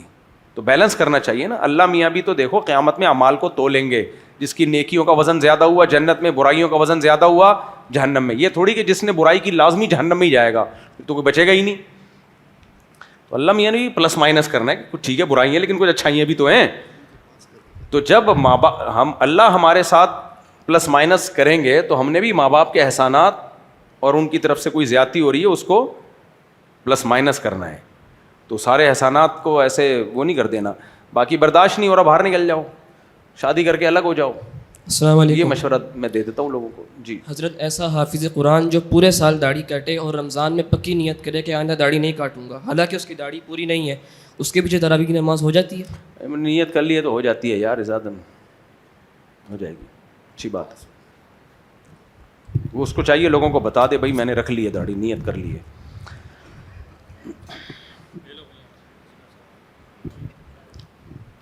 نماز ہر فاسق کے پیچھے بھی ہو جاتی ہے، لیکن بہتر نہیں ہے ایسے آدمی کو امام بنانا. السلام علیکم. مفتی صاحب کیا تراویح پر اجرت لینا جائز ہے؟ میں نے بعض علماء کے نزدیک جائز ہے. حضرت نہیں، صرف مفتی ظفر علی صاحب نے جائز کہا ہے، باقی کسی کے نزدیک جائز نہیں. اور جو کہتے ہیں حضرت مفتی ظفر علی صاحب کے فتوے کو فالو کرتے ہیں تو پھر وہ اسٹرابری کو بھی حرام سمجھیں، کیونکہ مفتی ظفر علی صاحب اسٹرابری کو بھی حرام کہتے تھے. مفتی ظفر علی صاحب کہتے تھے تراویح کے بعد تہجد جائز ہی نہیں ہے، وہ اس فتوے کو بھی فالو کریں. السلام علیکم. ایک منٹ، مفتی ظفر علی صاحب کے اور بھی بہت سارے تفردات ہیں، تو اس لیے وہ کسی بھی صحیح ریلائبل جو ادارے ہوتے ہیں، بنوری ٹاؤن، جامعۃ الرشید، دارالعلوم کرنگی، جامعہ اشرفیہ، اور میں نے تو اس پہ بہت سارے اسلاف اور فقہا کی عبارتیں بھی نکالی ہیں، کبھی میں ہوا تو فتویٰ بھی شائع کروں گا. کسی کے نزدیک بھی تراویح کی اجرت جائز نہیں ہے. تو ویسے بھی یار ایک نفلی عبادت سنت موقدہ ہے، لیکن فرض تو نہیں ہے نا، تو اس پہ کیسے یعنی دل کیسے مان لیتا ہے اس کا. تو ہاں کوئی اپنی خوشی سے امام قاری صاحب کو ہدیہ دے دے تو وہ تو کوئی بھی بلکہ دینا چاہیے، لیکن اس میں بھی قاری صاحب کو پہلے بتا دو بھائی ہمارے ہدیہ ودیہ نہیں ملتے، تاکہ خالص ہو کے پڑھائے ہو. تراویح تہجد کی طرح کی نماز ہے. اب تہجد کوئی پڑھا رہا ہے تو پیسے لے کے چل بھائی نماز پڑھا، ایسا نہیں ہوتا بھائی. یہ نماز نہیں ہے. فرض نماز تو پورے سال ہے نا، اس میں تو امام کو پورے سال کے لیے ایک شاعر اسلام میں سے ہے، اور اس کی پورے سال کوئی ذمہ داری لے گا پوری، یعنی سال بھی نہیں، وہ تو جب تک ہے ذمہ داری لیتا ہے، اور پھر اس دوران وہ کوئی اور کام نہیں کر سکتا. تراویح میں یہ ہے کہ نہیں پڑھا رہا تو اپنی پڑھ لو، الحمد للہ سے پڑھ لو، پورا قرآن ختم ہی نہ کرو. فرض نماز کے بغیر تو گزارا نہیں ہے نا، وہ تو اسلام کا پورا رکن فوت ہو جائے گا. تراویح میں یہ ہے کہ سنت ہے قرآن ختم کرنا، اگر نہیں مل رہا تو الحمد للہ سے پڑھ لو، جماعت سے پڑھنا بھی بہتر ہے، افضل ہے، نہیں ہو رہا تو اکیلے پڑھ لو. اس لیے اس میں یہ جو تراویح کے حافظوں نے اس کو دھندا بنایا ہوا نا کمانے کا، یہ بہت برا عمل ہے. اس کو بتا دو یہاں سے کچھ نہیں ملتا، پھر اپنی خوشی سے کوئی دے دو. اس کو بھی چاہیے لالچ نہ رکھے. ہدیہ وہ ہوتا ہے جو بغیر لالچ کے آئے، جو لالچ کے ساتھ آئے وہ ہدیہ نہیں ہوتا. چلیں بھائی. السلام علیکم. سر جی اگر کوئی مرد ہے وہ لیڈیز پارلر یا پھر لیڈیز سیلون کا کام کرتا ہے تو اس کی کمائی، لیڈیز ہے یعنی، تو اس کی کمائی کے بارے میں کیا حکم ہے؟ کرنے والا مرد ہے. دیکھو کمائی کا تعلق ایک بالکل الگ چیز ہے، بذات خود جائز کام ہے، اس کی کمائی حلال ہو. لوگ نا ہر ناجائز کام کی کمائی کو سمجھتے ہیں ناجائز ہے، ایسا نہیں ہے. کچھ کام ناجائز ہوتے ہیں، کمائی جائز نہیں ہوتی. کچھ کام بھی ناجائز ہوتے ہیں، کمائی بھی ناجائز ہوتی ہے. تو اب کوئی اگر بال کاٹ رہا ہے، یہ جیسے خاتون ہے، فیمیل ٹیچر ہے، ینگ ہے، وہ لڑکوں کو پڑھا رہی ہے، کلاسز لے رہی ہے، پردہ نہیں کر رہی، یہ کام جائز ہے ناجائز ہے؟ بولو. ناجائز ہے. لیکن اس کو جو تنخواہ ملے گی وہ جائز ہوگی، کیونکہ تنخواہ ٹیچنگ کی ہے نا، پڑھا وہ ذمہ داری سے رہی ہے. بے پردگی کا گناہ ہوگا اس کو، بے پردہ کیوں ہو رہی، وہ الگ گناہ ہے. لیکن اور آسان مثال دیتا ہوں، کوئی خاتون ٹماٹر بیچ رہی ہے بے پردہ ہو کے، ساڑی پہن کے بیٹھی ہوئی ہے اور پردہ نہیں ہے اور ٹماٹر بیچ رہی ہے. ہاں بھائی 10 روپے کلو لے لو بھائی، ساری دنیا اسی سے ٹماٹر خرید رہی ہے ڈبل ریٹ پہ. صحیح ہے نا؟ جمشید سے کوئی بھی نہیں لے رہا کیونکہ بڑی بڑی مونچھیں ہیں اس کی. تو اب یہ عمل تو ناجائز ہے بھائی. تو پردہ کیوں نہیں کر رہی ہے؟ کیوں بے پردہ ہو کے بیٹھی ہوئی ہے؟ جوان عورت ہے، کیوں پردہ نہیں کر رہی ہے؟ سلیو لیس کپڑے کیوں پہنے ہوئے ہیں؟ لیکن ٹماٹر کی جو آمدن آئے گی وہ تھوڑی ناجائز ہوگی، کیونکہ چرس نہیں بیچ رہی، بیچ کیا رہی ہے؟ ٹماٹر. اور ایک مولوی صاحب ہیں تہجد گزار اور بڑے زبردست نیک پرہیزگار، حج کر کے آئے ہیں ابھی نئے نئے، ڈریسنگ بھی اسلام کے عین مطابق باوضو ہو کے تہجد پڑھ کے آئے ہیں، ساری نمازیں باجماعت پڑھ رہے ہیں، بیچ کیا رہے ہیں؟ چرس. ان کی آمدن حلال ہوگی حرام ہوگی؟ حرام ہوگی. یہ کیا میں اتنا نیک آدمی، اتنے اچھے کپڑے، خوشبوئیں لگی ہوئی ہیں، میری آمدن حرام، اور وہ جو بیٹھی ہوئی ہے جس میں غیرت نہیں ہے، شرم نہیں ہے، حیا نہیں ہے اور خاندانی عورت نہیں ہے، اس کی آمدن حلال. واہ واہ واہ واہ، پھر میں بھی وہی ڈریسنگ کر لیتا ہوں. تو لوگ کہیں گے بھائی تیری ڈریسنگ شریعت کے مطابق، تو بھی بڑا نیک، لیکن بیچ، یعنی نیک سے مراد نماز روزے کا پابند بیچ کیا رہا ہے, آمدن جو مل رہی ہے چرس کی مل رہی ہے. چرس بیچ کے پیسے کمانا, چرس کے بدلے میں جو پیسہ آئے گا حرام ہوگا, اور وہ بے پردہ ہے, گنہگار ہے, جہنم میں جائے گی, سب کچھ ہے, لیکن جہنم میں بے پردگی کی بیس پہ جائے گی, ٹماٹر کی بیس پہ نہیں جائے گی. تو اسی طرح اگر کوئی لیڈیز سیلون کھولتا ہے حرام ناجائز, تو ویسے بھی یار یہ کتنی گندی حرکت ہے, کتنی بری حرکت ہے, ہیجڑوں والا کام ہے یہ. تو آدمی ہو تو آدمیوں کے بال بناؤ بیٹھ کے یار. چلیں یوٹیوب کی جو پھر لمبی بات ہو جائے گی. چلیں مفتی صاحب, یہ لوگ یہ چپس پاپڑ وغیرہ بناتے ہیں, تو اس میں کوئی دوسری کمپنی والا وہ جو ہے نا انعامی بنا رہے ہیں, تو انعامی میں وہ پیسے ڈال رہے ہیں, ہاں تو یہ سود میں ہے کہ نہیں؟ یہ سود میں نہیں آتا. انعامی جو چپس ہوتے ہیں نا اس میں ایک ٹوکن ڈال دیا تو یہ سود نہیں ہے. یہ لوگوں کو اٹریکٹ کرنے کے لیے انعام دیے جاتے ہیں تاکہ ہم سے ہی چپس خریدیں. یہ ناجائز جوا اس وقت ہوگا جب اس چپس کی قیمت بہت زیادہ بڑھا دیں, جو مارکیٹ ویلیو ہے اس سے بہت زیادہ. مثال کے طور پر وہ چپس 50 روپے کا تھا, آپ اس کو 500 روپے کا بیچ رہے ہو اس چکر میں کہ انعام نکلے گا, تو اب لوگ 500 روپے داؤ پہ لگا رہے ہیں. جب اس میں سے انعام نہیں نکلتا تو ان کے وہ 50 سے اوپر جتنی رقم میں ڈوب گئی وہ, تو پھر یہ جوا بنے گا. اگر وہ مارکیٹ ویلیو پہ ہی بک رہا ہے تو پھر اس میں انعام کے ٹوکن ڈال دینا, یہ صرف لوگوں کو اٹریکٹ کرنے کے لیے یہ جائز ہے. مفتی صاحب میں دیر سے آئے ہو, اگر ملاقات کا موقع مل جائے. ٹھیک ہے. آخری سوال بس, لاسٹ کوشچن. السلام علیکم مفتی صاحب. میرا سوال یہ ہے جی کہ میرے 3 بچے ڈاکٹر ہیں. ماشاء اللہ 3 بچے ڈاکٹر. تو وہ میڈیکل بلاگ بناتے ہیں یوٹیوب پہ. کیا بناتے ہیں؟ Medical blog. اچھا, میڈیکل ولاگس بناتے ہیں, تو اس کے لیے کیا حکم ہے؟ جائز ہے آمدن. ولاگس, میڈیکل ولاگس کی آمدن بھی جائز نہیں ہوگی تو کیا جائز ہوگا بھائی؟ تو انسانیت کا فائدہ ہے اس میں. السلام علیکم. وعلیکم السلام. لیکن یوٹیوب کی جتنی بھی ارننگ ہو اس سے 4 سے 5% صدقہ کریں لازمی, کیونکہ اس میں حرام کی آمیزش ہوتی ہے. جی استاد جی, یہ ہندو اگر ہم پہ سوال کریں کہ جب میں بت کو سجدہ کرتا ہوں تو تم مجھے کافر کہتے ہو, تم جب کعبے کو سجدہ کرتے ہو تو وہ بھی تو پتھر کا بنا ہوا ہے.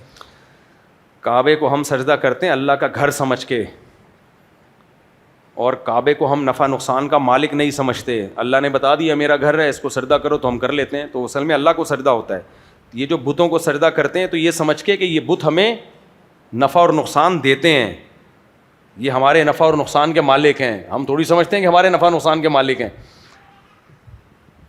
ہم تو کعبے کو ایک عمارت سمجھتے ہیں. اللہ نے بول دیا میرا گھر ہے, اللہ بول دیتا نہیں ہے تو نہیں کرتے. اور ہمارے پاس اس کے دلائل ہیں, آسمان سے وحی آئی ہے. ان بتوں کے بارے میں اللہ نے کب بولا کہ یہ کوئی یعنی میرا گھر ہے یا میرا مکان ہے؟ کب بولا؟ یہ تو آپ نے خود بنا کے. اور کعبہ اس 4 دیواری کا نام نہیں, اس لوکیشن کا نام ہے. جبکہ بت اس لوکیشن کا نام نہیں ہوتا, اس پتھر کا نام ہوتا ہے جو آپ نے خود تراشا ہے. یہ کہہ سکتے ہیں نا کہ کعبہ بھی تو آپ خود بناتے ہو. بھائی خود بناتے, کعبہ کی لوکیشن ہم خود نہیں بناتے, اس پہ وہ جو لوکیشن وہ اللہ کی طرف سے متعین ہے. تبھی اللہ نے فولو وجوہکم شطر المسجد الحرام, مسجد حرام کی طرف عبادت ہوگی. بیت اللہ اگر نہ بھی ہو, عمارت نہ بھی ہو, تو بھی اس طرف رخ کر کے نماز ادا ہو جائے گی. دوسری بات, اگر ہم بیت اللہ کو معبود سمجھتے, بھگوان سمجھتے, تو بیت اللہ کی چھت پہ ہی نماز پڑھ سکتے تھے. ہم بیت اللہ کی چھت پہ بھی کھڑے ہو کے نماز ہو جاتی ہے, سجدہ بھی ہو جاتا ہے. کسی بھگوان یا بت کے اوپر کھڑے ہو کر کوئی عبادت ہو جاتی ہے؟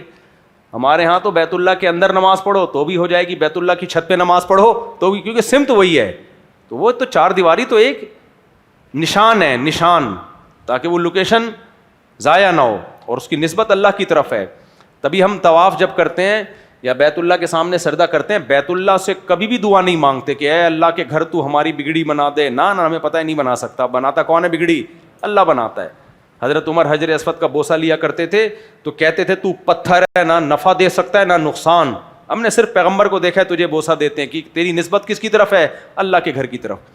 تو ہندوؤں کے ہاں یہ کانسیپٹ تھوڑی ہے. ہندو تو کہتے ہیں یہ جو بھگوان ہے نا, جو یوں کر کے آنکھیں ناک, یہ ہماری بگڑی بنائے گا, یہ ہمیں فائدہ دے گا, اس کو ہم سجدہ کر رہے ہیں, اس کو یہ نفع نقصان کا مالک ہے. نہ نہ نہ. اور کہتے ہیں اللہ نے اس کو اختیارات دیے. نہ, ہم کہتے ہیں اللہ نے بیت اللہ کو کوئی اختیارات نہیں دیے, صرف ایک گھر ہے اللہ کا. السلام علیکم. بالکل سوری, بیت اللہ کی مثال ایسے جیسے امرؤ القیس ایک شاعر گزرا ہے نا, وہ کہتا تھا امر من الدیار دیار لیلا اقبل ذا الجدار وذا الجدار میں جب لیلا کے گھر کے قریب جاتا ہوں تو اس کے در و دیوار کے گرد گھومتا ہوں میں, اور کبھی گلی کی اس دیوار کو چومتا ہوں, کبھی اس دیوار کو. پھر لوگوں سے کہتا ہے وما حب الدیار شغفن قلبی, لوگوں ایسا بیوقوف نہیں ہوں کہ دیواروں سے محبت ہو گئی ہے, اصل میں دیواروں کے پیچھے لیلا رہتی ہے, اس گلی کی نسبت اس لیلا کی طرف ہے. تو ہم بھی بیت اللہ کی دیواروں سے محبت نہیں کرتے بذات خود, اس گھر کی نسبت کس کی طرف ہے؟ اللہ کی طرف ہے, اس لیے اس کے گرد چکر لگا رہے ہیں. السلام علیکم. تو اور نفع نقصان کا مالک نہیں سمجھتے اس کو ہم. جی السلام علیکم مفتی صاحب. وعلیکم السلام. میرے دوست کا ایک سوال ہے کہ نماز جنازہ کے بعد شکل دکھانا جائز ہے یا ناجائز ہے؟ جائز ناجائز کی بات نہیں ہے, انتہائی فضول احمقانہ حرکت ہے کہ میت جو چھپانے کی چیز ہے اس کو آپ دکھا رہے ہو. اور جنازے سے پہلے جو گھر میں جب میت آتی ہے تو بیوی بچے وہ تو دیکھ ہی لیتے ہیں, باقی پبلک کو دکھانا یہ بری بات ہے. چھپانے کی چیز ہے نا, دکھانا تھا تو دفن کیوں کر رہے ہو؟ اور جلدی دفن کرنے کا حکم اس لیے کہ دیکھیں نہیں لوگ اس کو, کیونکہ مرتے ہی انسان کا چہرہ خراب ہونا شروع ہو جاتا ہے. تو نہیں چاہتی شریعت اس کو چھپایا جائے, چھپاؤ اس کو, دفن کرو جلدی. تو اس لیے یہ اچھا کام نہیں ہے, شریعت کے مزاج کے خلاف ہے. ہاں دلہن سجی ہوئی ہوتی ہے, اس دن تیار ہوتی ہے, تو پھر اس کی رونمائی ہوتی ہے, محلے پڑوس کی عورتیں آتی ہیں اس کو دیکھنے کے لیے, بھائی نئی دلہن ہے وہ دکھاؤ, عورتوں کو دکھاؤ, آدمیوں کو وہ بھی نہ دکھاؤ, ورنہ اپنی والی چھوڑ کے اسی کی یادوں میں آ جائیں گے, روئیں گے کہ یار ہماری والی بھی ونس اپون اے ٹائم ایسی ہوا کرتی تھی. تو ان کو غم ہوگا اس لیے منع ہے. لیکن دو دلہن جب بھی محلے میں آتی ہے تو ساری عورتیں جاتی ہیں, بھائی نئی دلہن, تو ٹھیک ہے وہ بنتا ہے بھائی, وہ دلہن کو بھی اسی طرح دکھا رہے ہو, میت کو بھی دکھا رہے ہو, تو میت میں دلہن میں فرق کیا ہو گیا؟ میت چھپانے کی چیز ہے, دلہن خواتین کو دکھانے کی چیز ہے, اس کو دکھاؤ. اس کا زندگی میں پہلا دن آیا ہے, وہ بڑی تیار ہوتی ہے, تو وہ بھی چاہتی ہے کہ بھائی تھوڑی تعریفیں ہو جائیں میری. بس کافی ہے میرا خیال ہے. السلام علیکم. دلہن پہ اینڈ ہو گیا.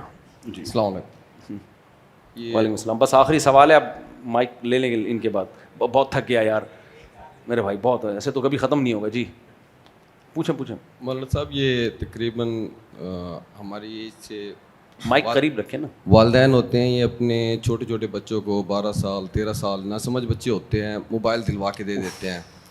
بربادی. اس کے بعد ان بچے کو آئیڈیا نہیں ہوتا کہ یہ کیا چیز ہے, وہ اس کو استعمال کرتا ہے, بہت کرتا ہے, تو نہ سمجھی میں اس سے بہت اس پہ گناہ ہوتے ہیں. تو وہ گناہ کس کے؟ ماں باپ کو بھی ملے گا, یقیناً وہ گناہ ملے گا. بچوں کو موبائل نہ پکڑاؤ, اس اتنے ڈینجرس موبائل میں بچہ جاتا ہے. بعض دفعہ یہ ہوتا ہے کہ اس سے یہ جو لڑکوں سے بدفعلی کرنے والے لڑکے ہیں نا, یہ رابطہ کر رہے ہوتے ہیں. کئی بچے بگڑ چکے ہیں, ماں باپ پریشان ہوتے ہیں ہمارے بچے کو یہ لت پڑی کہاں سے ہے, تو وہ اسمارٹ فون کے ذریعے پڑی ہوتی ہے. تو اس لیے بچے کے ہاتھ میں موبائل پکڑانا چرس پکڑانے سے زیادہ خطرناک ہے. السلام علیکم. کبھی بھی نہ کرو یہ کام. مفتی صاحب دونوں سجدوں کے درمیان میں دعا مانگنے کیسے؟ اچھی بات ہے, ثابت حدیث ہے. اللہم اغفر لی, اللہم اغفر لی ورحمنی وعافنی وہدنی وارزقنی واجبرنی وارفعنی, یہ دعا پڑھنی چاہیے. کچھ نہ ہو تو اللہم اغفر لی پڑھ لے. سبحانک اللہم وبحمدک نشہد ان لا الہ الا انت.